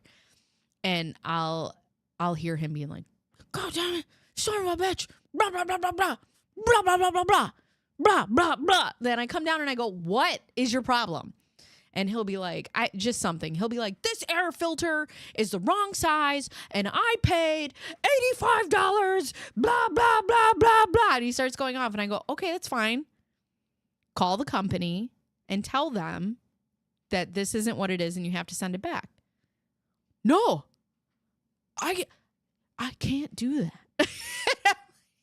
You know what he tells me? He goes, hey, do you think you could make this phone call because you like fighting with people? And I go, I don't like, that's not true. I do like fighting with people. But he's like, you like it. I don't like it. I don't like calling and, bitching at people. That doesn't make me happy. That doesn't fill my soul. Like I just get some I don't know. I get some sort of fulfillment out of bitching at somebody on the phone. That's not how this works. No. I do enjoy confrontation. I enjoy my own confrontation, though. And let me tell you, if you want some, you'll get it. You'll get the business. I'll give it to you. People think confrontation means something negative, but it doesn't. It doesn't. It doesn't. And also, too, I don't know. But he would just rather, sit and complain than actually take. And you know what else? You know what else is my favorite? Is he'll be sitting on the phone and waiting. There was one time that he had paid for a pay-per-view UFC, and then Comcast or Xfinity had messed it up. And he's sitting on the phone and he's like, I swear to God, on the wait, right? These hands are rated E for everybody. Exactly. But he was like, I swear to God, I will burn their houses down. I will hurt everyone. Blah! And then the lady picks up the phone. He's like, hey, listen, so I paid for this pay-per-view. And I'm like, I just listened to you scream for 20 minutes on hold. And she picks up and you're like, hey, girl. It's fulfilling sometimes. For me, it's fulfilling if you deserve it. If you deserve it, it's absolutely fulfilling. I try to put out and show them. Yeah, for me, it's I don't know. If people are kind, I always tell them to listen, I'm really upset and I know that this is not your fault. However, I got a problem. No, but I've been burned by some people and I've given them the business and I'm like, oof, feels good. Feels good. Felt good when I sent it. Felt good when I read it back. Feels good however many years later. Feels nice. I like it. But you know what I find funny is I've always been a super upfront person, and I've always been honest to a fault, to the point where I lack tact. Tact is one of the things that I try. It doesn't always work out, but I try to practice tact and patience. But I've never been shy of telling people that if you start something, I will gladly fucking finish it. And then when people who have known me for a long time start something and I finish it, all of a sudden their brain is blown. They're shocked at my behavior. I'm like, bitch, I've been the same person for the past 39 years. Why are you surprised? Aren't those calls on hold secretly recording though? They got a whole bunch. Yeah. He's talking about how he's going to burn down. Comcast. ADHD tend to be honest, no filter way of life. Yeah. I just always, to me, honesty was always the best policy. Until I started realizing that honesty can also hurt people's feelings. So sometimes I just have to either be careful. You know what I've learned as I've grown? It's who I'm speaking to. If I feel as though you can take what I have to say now, I'll say it. And if I have a problem with you and I don't feel like that the conversation is going to go anywhere or it's going to change our relationship anyway or it's going to do anything, a lot of times I just try to throw it away. I'm just done with it. If I don't feel like you can handle an adult conversation, then I don't have one with you. Also, I just don't have time to waste my time anymore. I got kids. And my kids got stuff. I got to do that. And I've just come to this place in my life that if you don't, if you don't affect my life in a positive way, you need not affect it at all, bitch. I never understood because I would want to hear the truth. Some people feel differently. Yeah, I would always want somebody to be honest with me. And I'm not so above, somebody calling me out and being like, hey, that. And here's the thing. I never get embarrassed. I don't get embarrassed. I don't shit happens. The one thing that will make me curl up inside and want to die is if somebody that I care about tells me that I hurt their feelings. It destroys me. And I'm like, holy shit. And then I go back in and I'm like, all right, note to self, don't ever say that again or, don't ever come off that way. It is never my intention to hurt somebody's feelings. Unless it is my intention. And then you're fucked. Because if it is my intention to hurt your feelings, we're done. And I have to tell you, if it is ever my intention to hurt your feelings, that is one of my most toxic traits. I go below the belt, below the belt, below the boxers, below the chonies. I go way below. And I don't care because I don't hate people. You're dead to me. And then I don't care. Period. Thanks. Typically, the way others respond about us has more to do with how they feel about themselves than how they feel about you. Typically, the way others respond to us has more to do with how they feel about themselves than how they feel about you. Huh.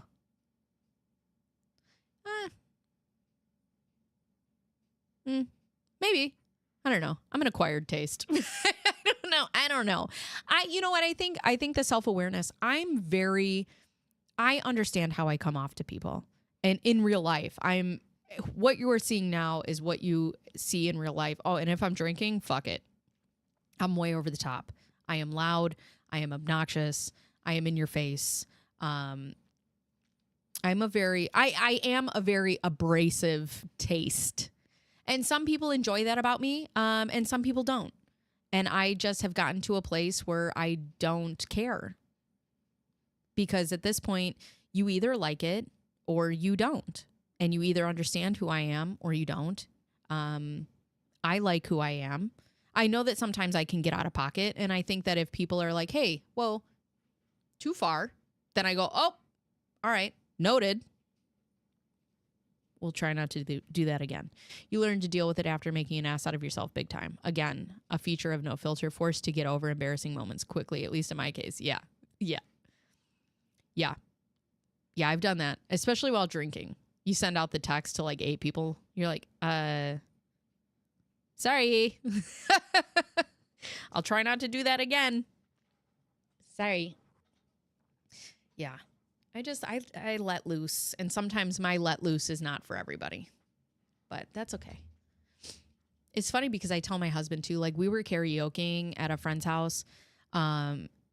And I was just getting drunk and karaokeing. And I was telling him, I'm like, I'm so happy that you just like weren't annoyed by me. He's like, I think it's great. I think it's fun. I think you're funny. And I'm like, I love you. So, and my friends like it too, you know, and that's why they're my friends. And, you know, I'm just not at a place in my life where I want somebody to dull my sparkle. It is for me. Yeah. Yeah, I don't know. And that's the thing, right? Like the people I care about, I'm never trying to, I enjoy being here. I enjoy having you here. I feel like, and that's what I love about these morning chats is it gives us a lot of time to just talk and like relate and hang out. And I like it a lot. I really like coming before. Oh, guess what I found for laters? We are going to be going over the Roberta Laundrie deposition. What's my go-to karaoke song? I really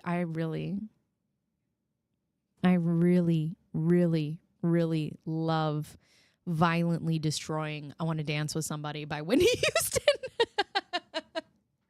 I cannot sing, but I think I can sing. And then Whitney comes on. Well, yeah. I get into it. Guys are a blessing to the world and each other, wishing you endless years of marriage. Aw, thank you. That's so nice. That's so nice. I told my husband after he gave me my ring, I told my girlfriend, I said, if I ever complain about him again, you punch me in the face. And my husband was like, so 45 minutes from now? It's like, yeah. So, yeah, everybody's got Born to Be Alive. Who's that? Born to Be Alive. What's Born to Be Alive? Who sings that? I don't know that song. I know Born to Be Wild. Born to Be Wild. Didn't she have his letter or something and knew what happened to Gabby? Oh, that's what we're going to talk about later, Jana. That's what we are going to talk about later. That is what we're going to talk about. We're going to talk about Miss Roberta Dirty Laundrie and the deposition she gave when the Petitos sued them. Everyone who can't sing can sing Whitney Houston after 4 beers. Share my life. Take me for... Oh, wait, I think I have reverb on here. Hold on a second. Shut up. Maybe I don't. I have megaphone. Share my life. Take me for what I am. It's like I'm singing at a grocery store. Yeah, the burn after reading. Yeah. Hi, Critical. How are you this morning? Where's chat? It sounds so perfect in your own mind. Nailed it. Patrick Hernandez. I don't know this song. Yeah, the burn after reading. Give me the highlights of Roberta Laundrie's deposition. Killing in the name of boom, boom, boom. Yeah. Killing in the name of. How does it go? Killing in the name of. Doo doo doo doo doo doo. Oh, we have all these. Okay, Roberta Laundrie's deposition conducted on October 2023 as a part of the civil trial initiated by Gabby Petito's parents revealed several key points. Smells Like Teen Spirit's a good one. Let's see, because we are going to go through and read it. Brian's call after Gabby's disappearance. Robert and her husband, Chris, testified. As a Chris, we don't claim him. Testified that on August 29th of 2021, their son Brian called them in a frantic state, saying Gabby's gone. Wait second. Is this true?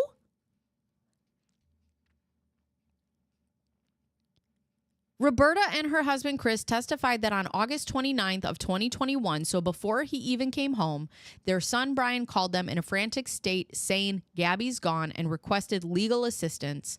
They claimed that they did not interpret this to mean Gabby was deceased and did not inquire further about her whereabouts. Knock, knock, knocking on heaven's door. Kat, you can sing. I cannot. I can dance. Or at least I think I can.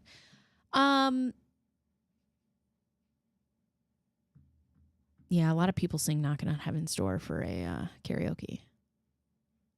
So you mean to tell me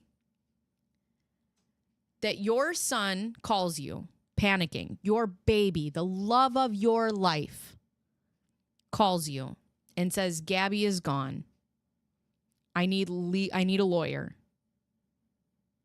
And you don't interpret this to mean Gabby was deceased, but you do not ask further questions.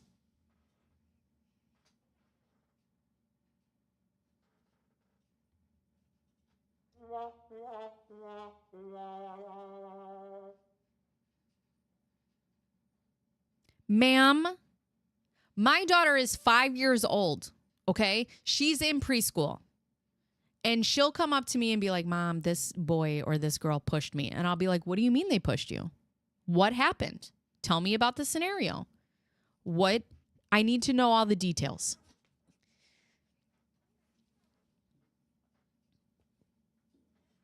You mean to tell me that Roberta Laundrie, who was burrowed so deeply in Brian Laundrie's anus, did not ask one question?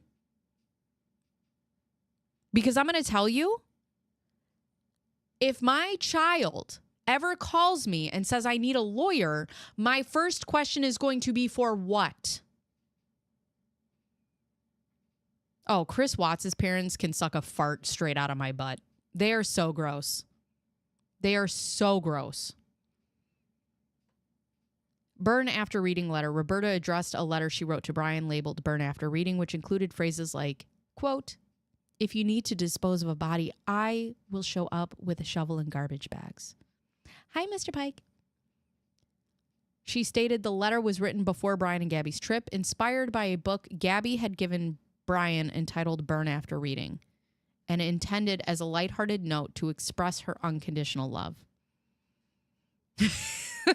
Way to go. Oh, they know. What was it that they wired to the lawyer? $25,000. Yes. Yes. And you and Joe Petito are making the same point. No one hands out $25,000 without having knowledge of what it's really for. Yeah. Even for my kids. You better have an itemized fucking bill, bitch. She may not have asked because she absolutely already knew the answers to anything she might have asked. Yeah. I don't know. As a mother, you're not going to be like, what the fuck happened? You need to tell me right now what happened.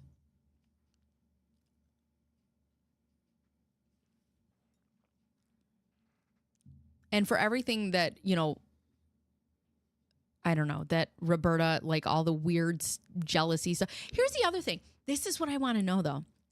That Burn After Reading letter is like, I'll do anything for you. If you hate my guts, I will get new guts. I love you. I will bury a body for you. And then like his sister Cassie's over here. Does she get a letter like that? Let's see. When my baby boy calls me from the remote wilderness and said my daughter-in-law is gone and he needs a lawyer. Why question it? Right. Why? What possible questions do you have? What could you possibly have to ask? You know what? You did this on my birthday week?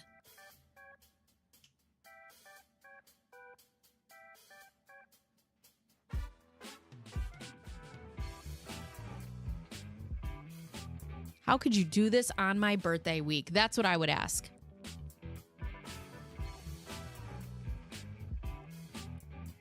Greetings. What? We are very big. Oh my God. We are very big fans of yours. We would like to fly you out to Vegas on the 25th to take part and make content. Yeah. Come on, Reba Fluff.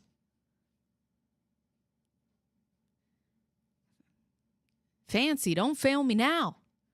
I think they were aware of the abuse he was dishing out to Gabby long before that call, and they knew it would eventually end up with her deceased. Don't you dare. You know what I got to do is I got to get the birthday song in here. It's like, bow, bow, bow, bow, bow, bow. Bow, bow, bow, bow, bow, bow. Bow, bow, bow, bow, bow, bow. But yeah. Yeah, I just don't know. I don't know how you, as a parent, you don't ask any questions. I don't know. And then to blame it on a book that burn after writing just for 1 week. Oh, God. Ugh.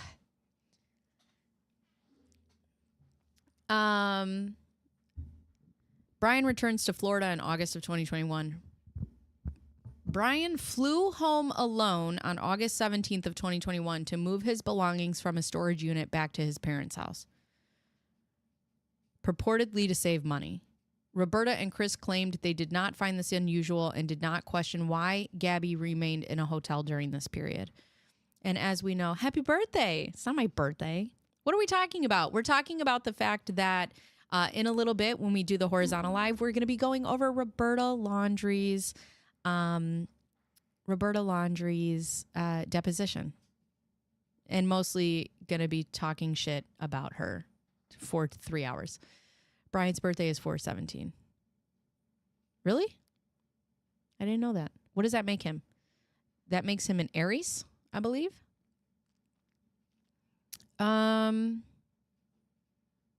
Gabby did say to her mom that Brian was flying home and that he was going to do the storage unit. So we know that. So I guess the question is, did he know what he was going to do on the 17th of August? Lack of communication. Despite not acknowledging their affection for Gabby. Okay, just chatting now. Yeah. Oh, you're an Aries? Happy birthday soon. It's Pisces season right now. My husband just had his birthday. But yes, Aries season is coming soon. Yes. Despite acknowledging their affection for Gabby, Roberta and Chris did not contact her parents after Brian's return or after learning Gabby was gone. Gone, quote. Quote. Quote.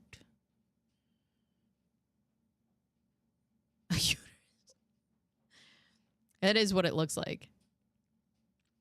It does look like that. What's the other one that looks? Oh, the Pisces, right? Pisces is like it's supposed to be two fish, but it looks like a 9 and a 6. But yes. Learning Gabby was, quote, gone, stating they left communication matters to their attorney. You have to Virgo with a moon in Sagittarius. Ooh. So your birthday is in September or August, right? August or September is Virgo. Sagittarius, I know, is December. I have a lot of Sagittarius friends. And that's the other thing. That's a ram. Uterus. Aries. Right. Ramuterus. Mr. Pike. I think Roberta was pleased on some level that her son needed her again and that she no longer had to compete with Gabby. It's a sick way of thinking. I agree with you. I don't think that there was any part of her that was sad that Gabby was gone. Oh, yeah. Hashtag boy mom. That's such a weird thing. You know what's even weirder about that is when people do that and they have daughters. I can't imagine being like, hashtag bye mom. And then like, I just also have my daughter in the background. Sagittarius. I'm right in the middle of Virgo. So what do you like? September 2nd? I'm going to take a guess. Yeah, September 2nd. That's what I came up with. I don't know. But yeah, the hashtag boy mom thing is a wild. Have you ever seen those TikToks where it's like, just remember, I was his first kiss.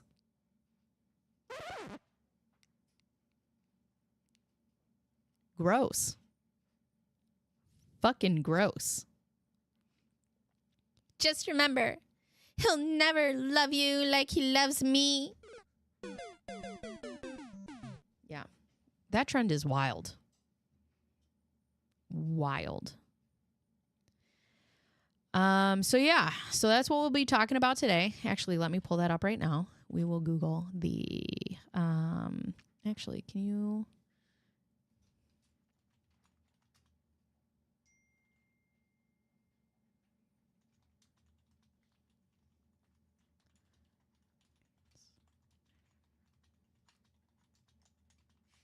All right, let's see.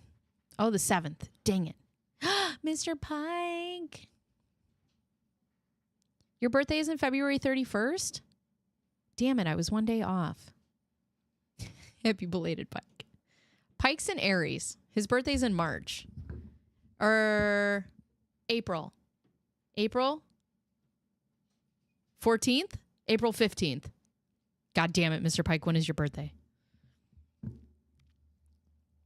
I know you're in Aries.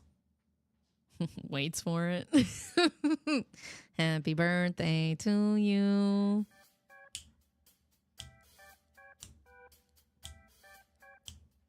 Boom, boom, boom, boom, boom.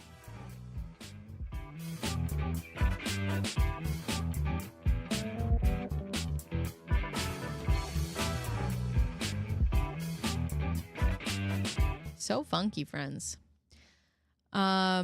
Let's see. That's it. You're getting the birthday song. I want to get the Tati Westbrook. I don't know if you guys know about any of that, but like the Tati Westbrook and the James Charles stuff. But the sound, I want to get the sound bite where she's like, and you did it at my birthday dinner. Except it'll be referring to Jen Soto and her missing daughter. This is the worst birthday ever. God, what a nightmare of a person she is. Let's look at Jen Soto. What's she doing? Gemini Daily Horoscope for today? Oh, it's March 11th. What? Why am I getting this from 2 days ago? March 30th. You haven't missed it. I know you're in Aries. That I do know. And you did it at my birthday dinner. Jen Soto interviews. I think she's 2 N's. Jen Soto interview. We can listen to something else of hers. I got to get off soon, which is whatever. But hold on. Having your Hi, sisters.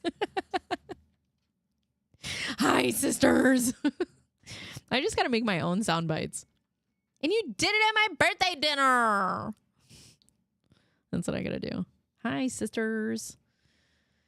Oh, boy. You guys are fun. I like you. I don't want to know about your freely available internet. Give me to the goods. Find today's Gemini horoscope. I'm too lazy to look it up. All right, hold on. I'll go back. Hold on. Let's look at today's horoscopes. What is today's Gemini horoscope? Are you a Gemini? El Jacod?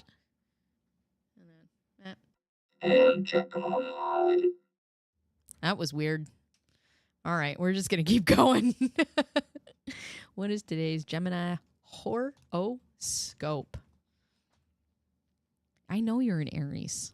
I know that about you because it boggles my mind. You seem so even-keeled and kind. Today's Gemini. When's your birthday? Are you the 17th? Show me the money, Lebowski. As a Gemini, today's horoscope for March 13th of 2025 offers the following insights: personal growth and well-being. It's an opportune moment to ground yourself. Consider hydrating, clearing your mind, decluttering your space, and jotting down your thoughts. This process can help release any negative energies and support your overall well-being. Well, that's great, but I'm going to read Roberta Laundrie's deposition instead. Career and finances. Financial stability today will result from diligent effort. Avoid expecting unexpected gains and focus on working hard to maintain your financial standing. Relationships. Small, thoughtful gestures can significantly enhance your relationship with your partner. Consider expressing your appreciation through love notes, calls, or dedicating quality time together. I'm going to go punch him in the dick. Bye, Pina. Health. Be mindful of mental restlessness. Fucking every day. What is this shit? What is Taurus? You're a Taurus? All of my siblings. I have 3 siblings and they're all Taurus. Aw, I want to be grounded.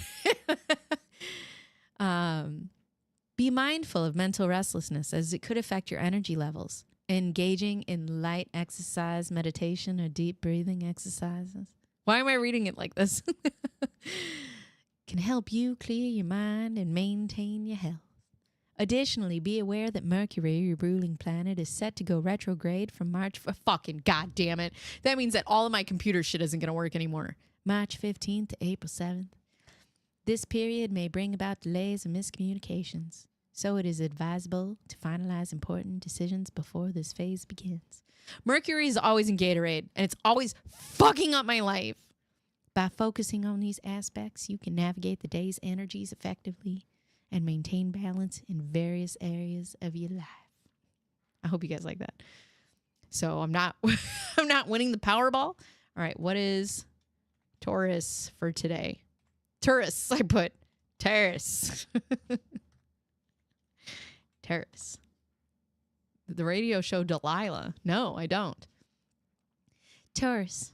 Second sign of the Zodiac, represented by the bull and ruled by planet Venus. He is a breakdown of what Taurus represents. No, what's today's horoscope, stupid? What's today's horoscope? Stop it. Stop it. Tell me. This is a Delilah voice. I don't know anything about that. I'll read yours like this.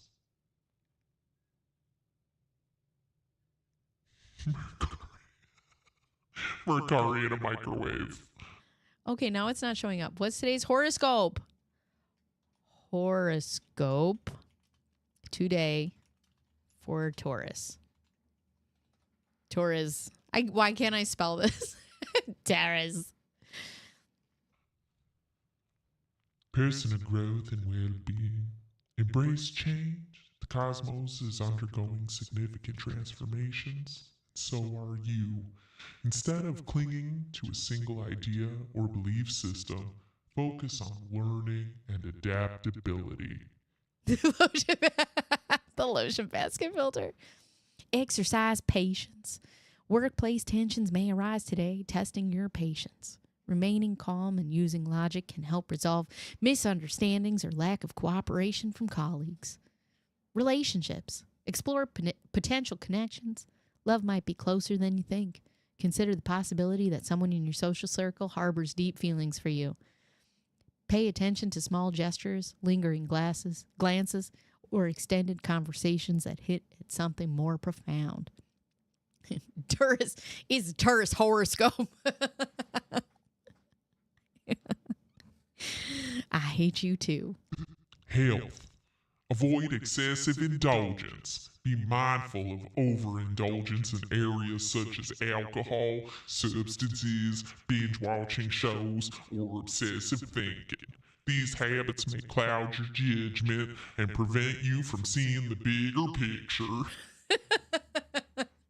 You know what's really, really bizarre is I hear my voice, but in my headphones, I hear what you're hearing.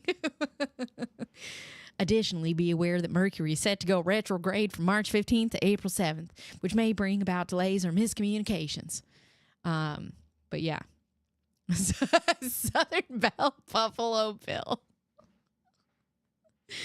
Who else do we got? Aries. Tell me Aries for today. Daily. And gosh darn it, people like me. That's what it is. Oh, my daughter needs to be picked up from school. But guess what? My husband's on vacation. For Aries, Aries gets, what does Aries get? Embrace new opportunities. The universe is aligning to bring fresh romantic possibilities your way. Embrace these opportunities with an open heart, as they are likely to lead to fulfilling connections. Misbehaving. Aries, today your artistic side could take over if you Stuart Smalley. God. If you like to draw, you could find yourself doing some sketching. Or if you enjoy writing, you might enjoy a clever story and share it. We only care about boy moms here. Hashtag boy moms. That's what that is. Career and finances. Reassess professional goals. Today is an ideal time to I think I just had a stroke. Today is an ideal time to reflect on your career aspirations. Consider exploring new opportunities that align with your passions and skills, as this could lead to significant professional growth. Misbehaving.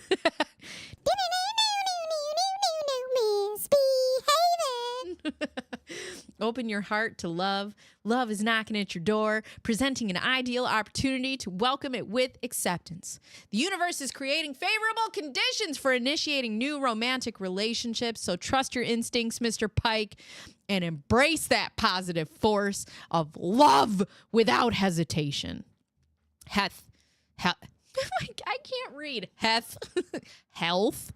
Implement a fresh fitness routine. Introducing a new exercise regimen can significantly boost your well-being. Focus on activities that energize you and promote your overall health.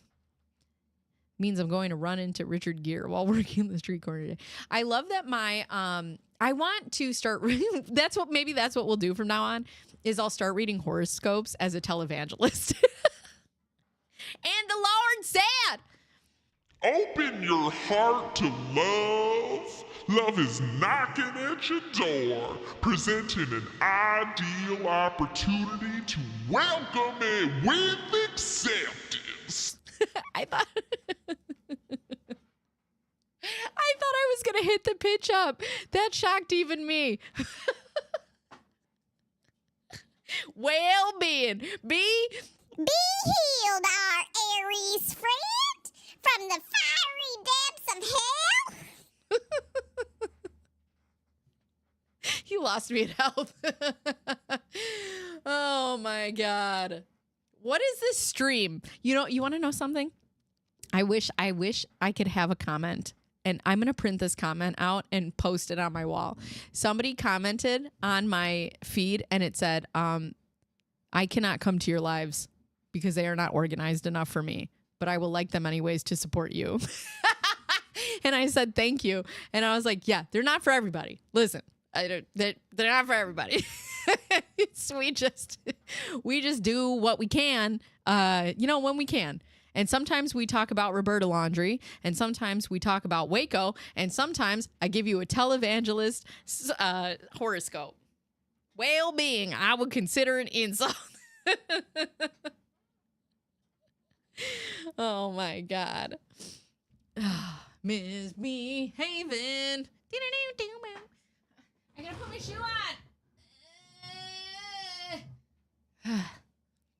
Okay. You know what's really funny is my husband's always at work for these.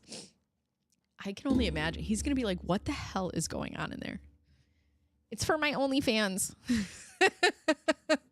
100% bacon. Yeah, listen. We just do what we do and we go with the flow, okay? I cannot be organized all the time. That's why I have long form content. Because. All right. Let's talk shit about Jennifer Soto, shall we? My favorite pastime. Here in Florida this afternoon, where new details are emerging in the death investigation of 13-year-old Madeline Soto. The teen was reported missing earlier to follow her off on Okay, we know this. I want to hear her. Hold on. Dang it. Hold on. Misbehave. God bless it. Now I have this in my head. Don't threaten me with a good time. You guys, I have to get only feet. I have to get some new sounds on this board. Don't threaten me with a good time. I got to start clipping my stuff and putting it on here. What am I doing? Jennifer Soto interviews. I want to do just the interviews. Let's see. Phone evidence. Can I put in like no commentary so that I can give it commentary? Only feet, only feet, only feet. I'll ask, what is Jennifer Soto's birthday?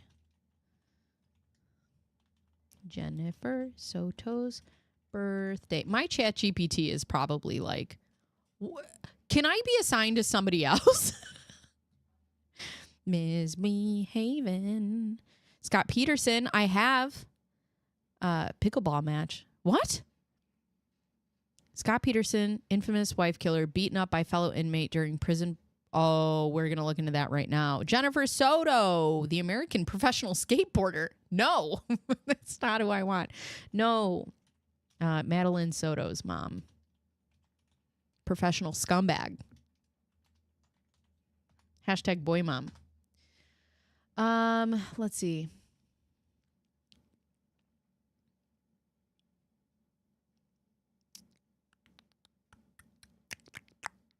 Have not been publicly disclosed. I believe her,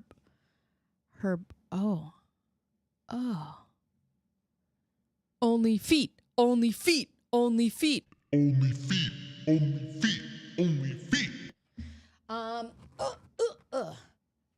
What? Tell me. All right, I'm going to ask ChatGPT. This is what I'm going to type in. Tell me about Scott Peterson, wife killer, pickleball.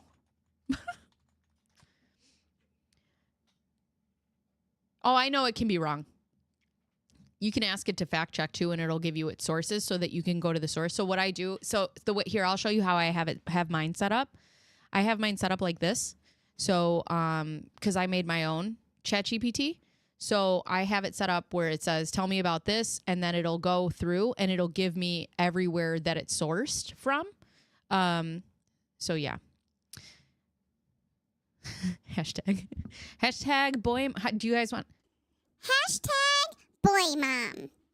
All right, I need to sound clip that. Wait, I think I can record. Oh, I don't have a. Whatever, I'm recording this. Hold on, I'll do this. Hold on. Hashtag boy mom. And then we'll make that a sound. I think that works.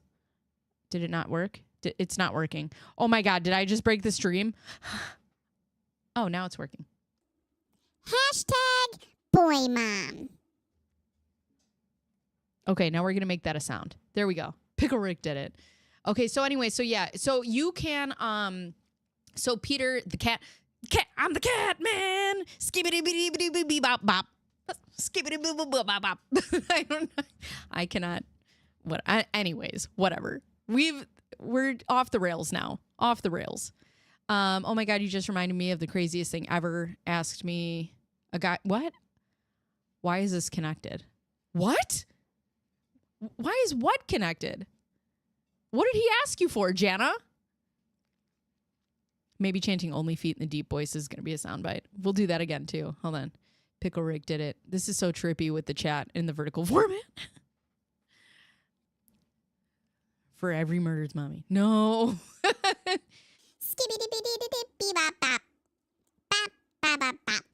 All right, let's get into this. Scott Peterson convicted in 2004.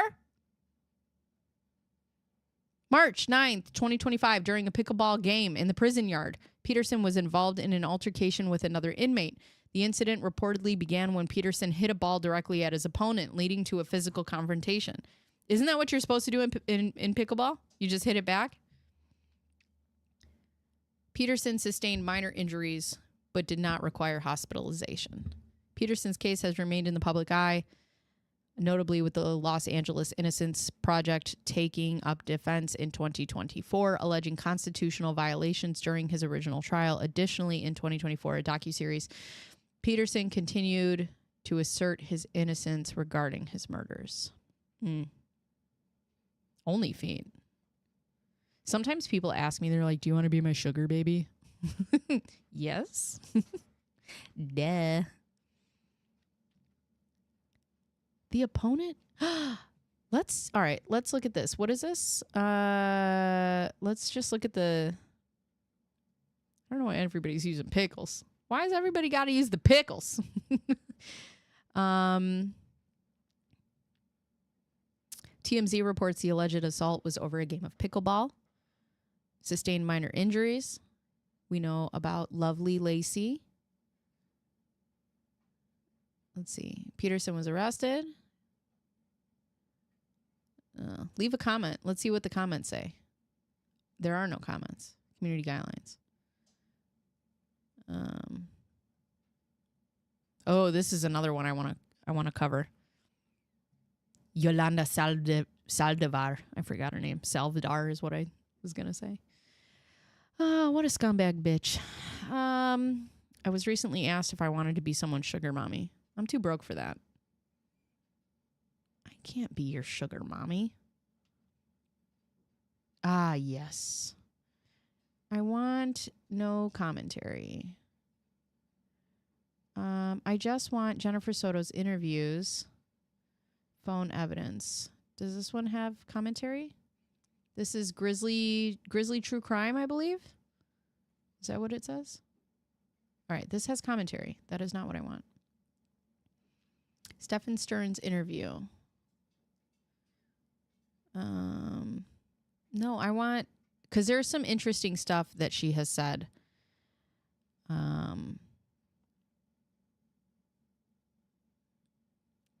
I like that the bottom of a Scott Peterson thing there. I saw that too. What did you say, Jana? What did you say? Yeah. Like how does one approach that? They just send you DMs. That's a broke bitch. That's what I'm a broke bitch. That's what I said. Yeah, I'm too broke. I can't pay for my own kids. You think I want you? Ugh.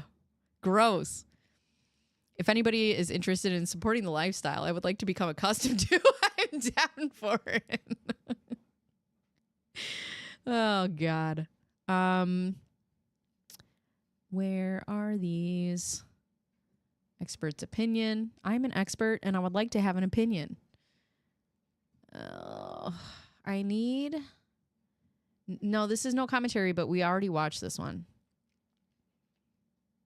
Okay, Jennifer Soto, police interview. Full. Let's just see if we have other ones. Here's these. Interview after Madeline Soto's murder. Let's try this one. What does this one have? This is your sign to ditch the wine. No, this is your sign to shut the fuck up. Not on my channel. And she wasn't there. I wasn't the one who took her to school in the morning. That was my partner. Nope. According to Stearns. All right, hold on. Let me get to a place where... What do we got? Here we go. WFTV the day she went. Soto recalling the events of the day before 25th. All right, here we go. My understanding is that on February 25th of this year, you were working at the hotel on Disney property out at Coronado Springs. You have to answer out loud and loud enough to get caught on the record. I know you're upset. I know. Yes. All right. And did you get off at 10 p.m.? Yes. All right. Did you go directly home? Yes. About how long does it take you to get home? About 25 to 30 minutes. And when you get home, who is downstairs, if anybody? Do you have a two-story, is it a townhome? Is that the best word for it? Yes, it's at home. If anybody is downstairs, who is downstairs? I saw my daughter Madeline and Stefan. Do you recall what Madeline was wearing?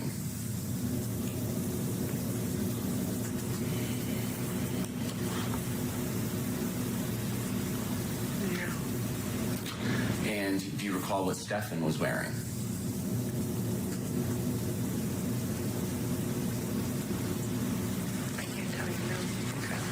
When you get home from work, do you need to kind of eat a late dinner before you get... So the cause of death for Madeline Soto was strangulation. I don't know if there's anything else that came out of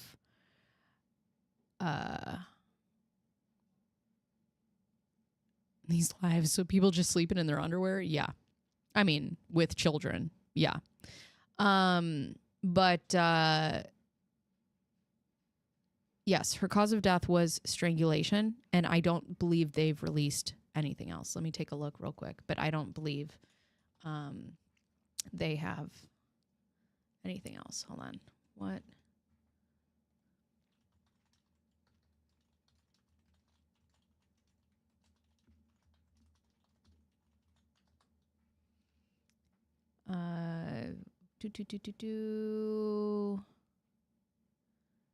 Homicide by strangulation. But there should be, I don't know if there's anything else. Like, I don't know if they did a toxicology report.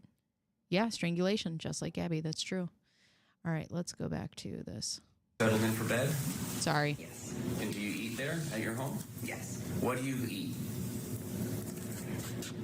I think I had a pub sub waiting for me in the house. A sandwich. Okay. Did anybody join you in sitting down and eating? No, I ate in my bedroom. Okay. Did it look like anybody else had recently cooked food or eaten any food there that night?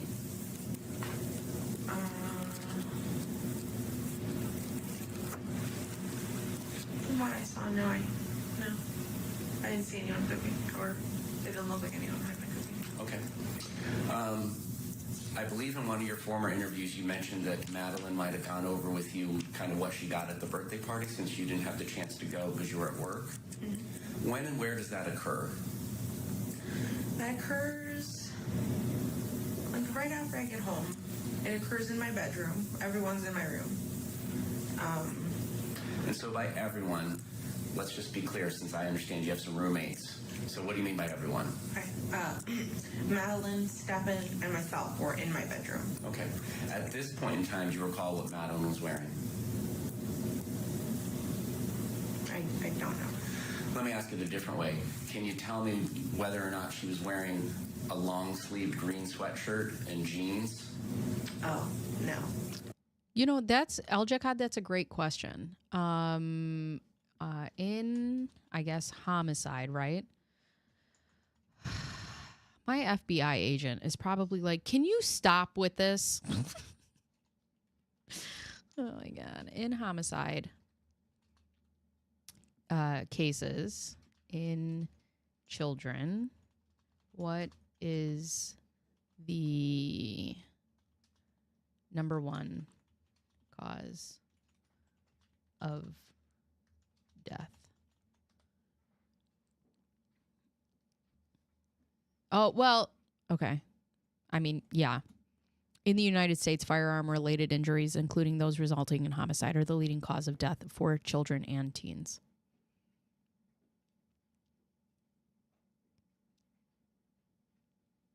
It's firearms.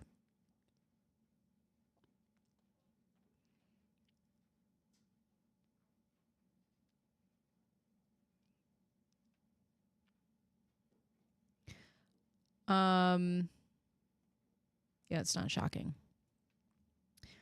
Let's see. So she sat and ate a pub sandwich. I don't know if that was happening at the time. I don't know. But she claims to have come home from work and then she asked Stephen to stay in bed with Madeline so that she could get a good night of sleep, I believe. Okay. Would she have kind of been in her bed gear, or do you think she could have still been in the dress that she wore to her birthday celebration? She would have been in pajamas. I can't recall the exact pajamas, but she would have been in pajamas.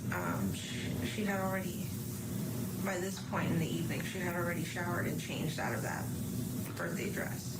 And was it your understanding from your sister that she had gotten dropped off about 8:30, she being Madeline? 8:30, 8:45, something around that time, yeah. And what's your understanding as to when Stefan had gotten there? If you know. If you don't guess. It's fine. What am I editing? What do you mean?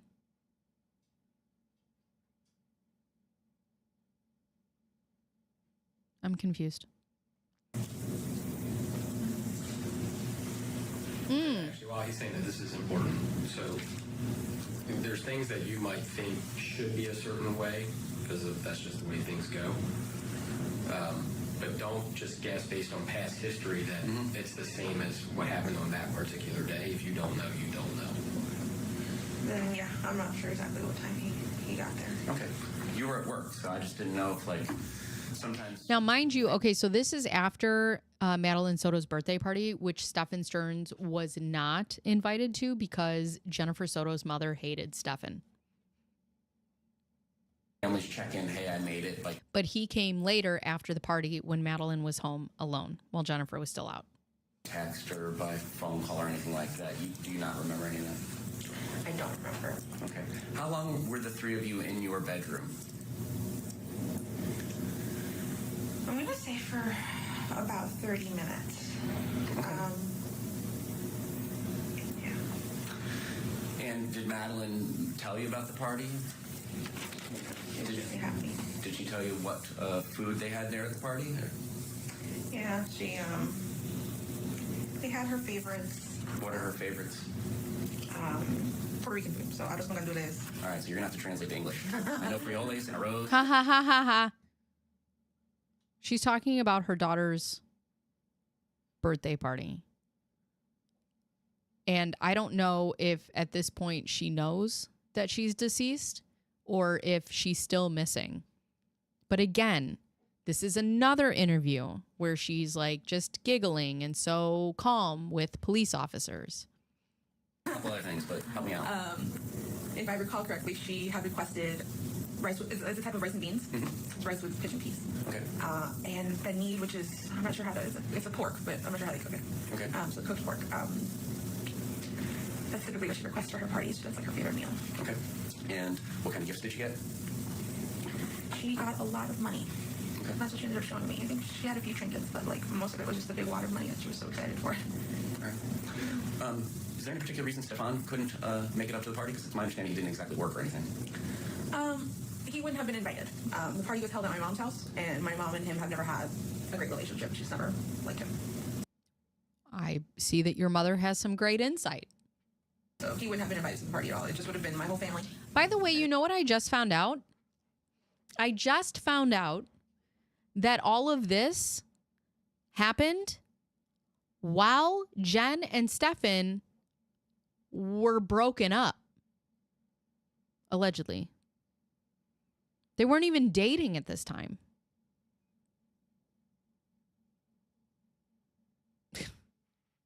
Than me, if I had worked, I would have been there.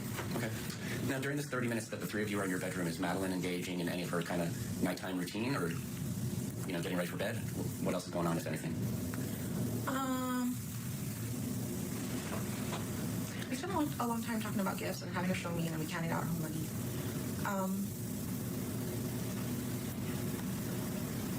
I can't remember if she had finished with all of her bedtime routine. Okay. Does she brush her teeth at night? In the shower. In the shower? Okay. And that occurred before you got home? Yes. Before we head to break, we want to remind you of a major sentencing happening Monday for defendant Sarah Boone. You watched her trial play out. Oh, Sarah Boone's another one. This is the woman that trapped her boyfriend in a suitcase and wouldn't let him out.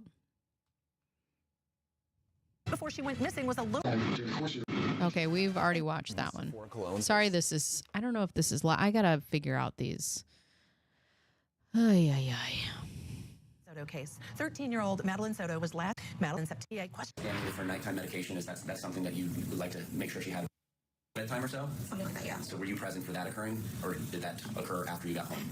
That did not occur on my call. I believe I had instructed Maddie when she got home to go ahead and take them herself. Okay. And is that something that she's allowed to do? From time to time, yeah. When you say day, is there what my understanding was? From time to time, because we were under the understanding with the last interview that, remember, she was a hawk. She was an absolute hawk. Hold on. My daughter's here, and if she busts in the room, I got to turn the camera around. But remember, she said, I'm hyper vigilant is the word that she used. I'm hyper vigilant about my daughter. using medications, getting her medications. Is there anything else he takes at night? Just hydroxyzine. All right. And the Miralax? Hydroxyzine. What is hydroxyzine used for? What is...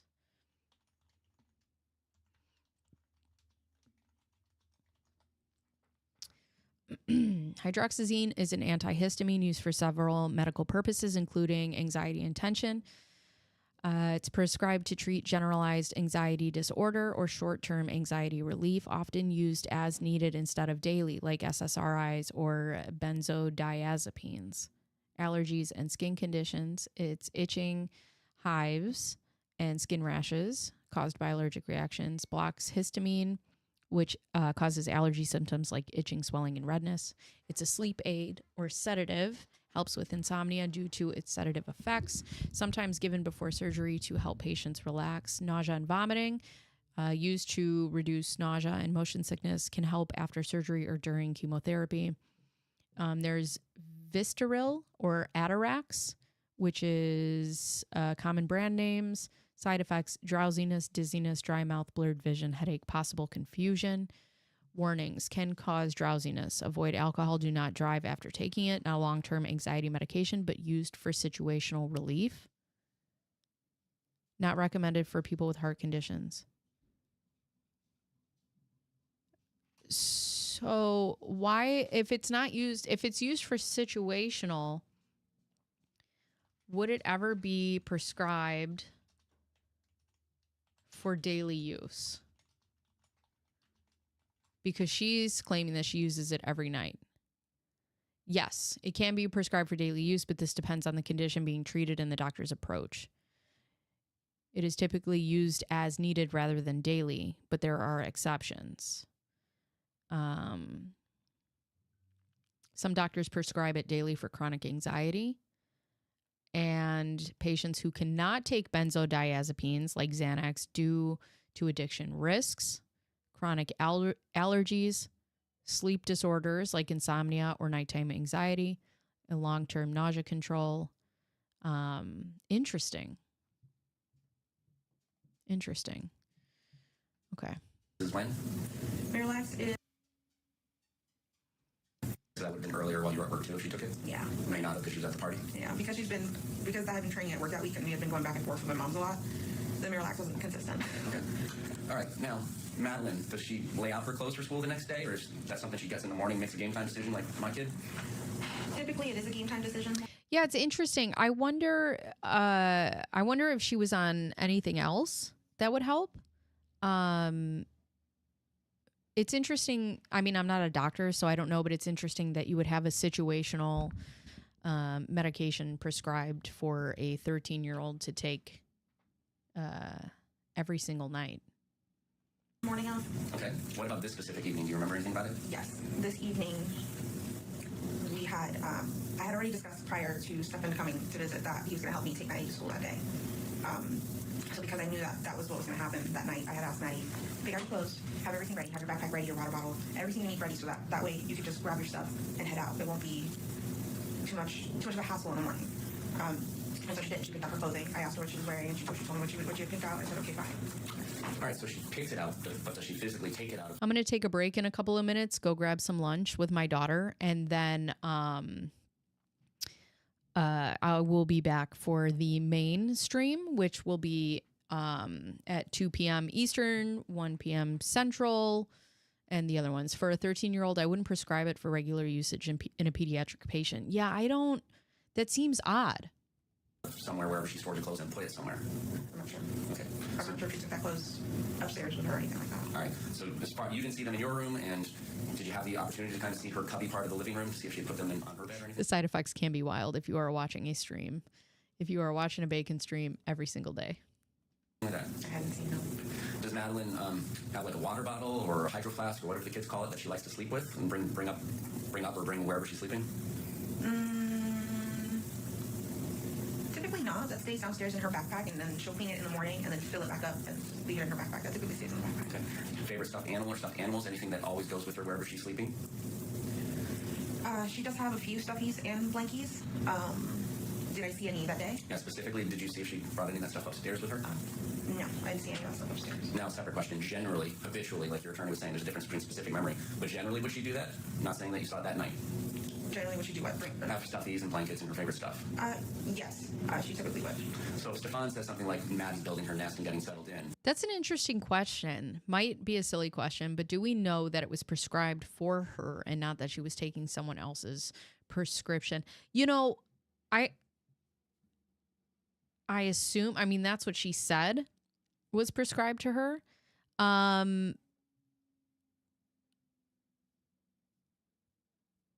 I don't know. I mean, I don't think Jennifer Soto would admit to giving Madeline someone else's prescription.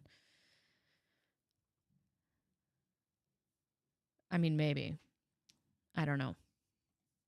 With that, do you mean like her stuff is part of this nest, or what do you think that would mean, if you know? I'm not sure. Okay. Do you You're not. All right. recall getting that text from Stefan that night that Maddie had settled into her nest for the night? I don't remember the text now. Okay. My understanding was that at some point you told them it was time to go to bed. Yeah. Do you recall about what time that was? Around 11 o'clock. So that's consistent with getting home at 10:30, having this half-hour discussion, and eating your pub sub? Is that a yes? Yes. All right. Do they comply with your wishes to go upstairs when you say that at about 11 o'clock? Yes, they do.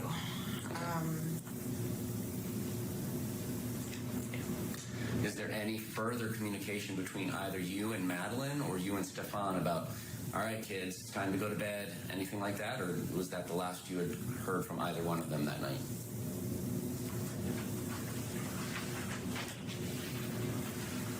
I think at some point, Stefan comes downstairs to use the restroom and then goes back upstairs, but I don't, after that, I don't recall interacting or saying anything, so. Okay. And my understanding is that That's a good point. Whether it's prescribed for the child or not, you might as well admit to giving it to them. Yeah, it would be found in toxicology, especially if she's giving it to her every night, that it would build up in her system. That's a great point. he's had some sort of parental controls over Maddie's phone. This fucking bitch. God.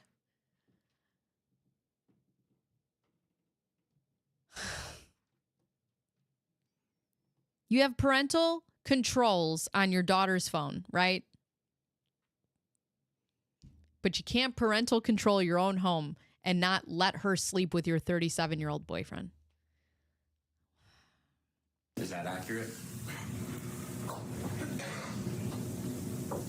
I'm not sure by parental controls exactly. I didn't have any limits or anything on the phone set up. Well, like, for instance, if she wanted to install Game Pigeon, does that have to go through you? Yeah.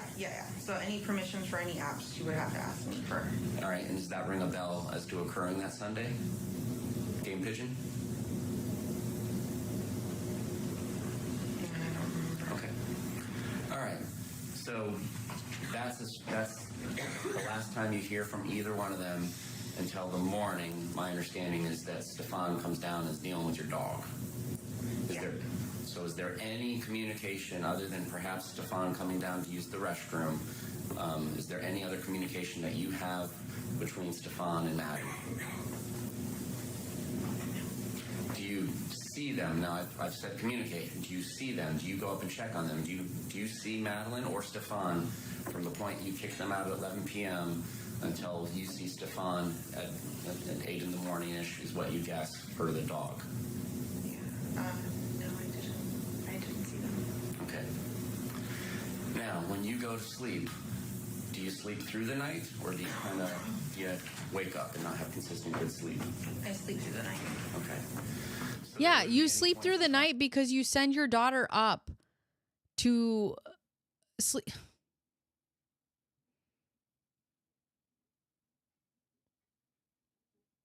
Because you send your daughter up to sleep with your 37-year-old boyfriend. Okay, guys, I'm going to take a little bit of a break. I'm going to go get myself some water. I am going to go eat lunch with my daughter before she goes to her second school. When we come back, we will be discussing the Roberta Laundrie deposition, because there are some things that I want to know that she said and that she has admitted to in deposition in a court of law. That's what I'm very interested in. I will see you landscape. Other than that, I had a lot of fun today. Oh, I don't know where my buttons are. You guys are the best.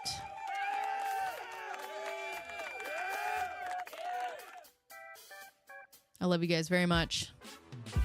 And I will come back today at about 1 p.m. Central, 2 p.m. Eastern. That's when I'll be back, and we'll be landscape, and we'll be talking about some cool stuff. It's not going to take me 2 hours to poop, Mr. Pike. Why am I clapping for myself? But yes, I will see you guys in a little bit. Okay.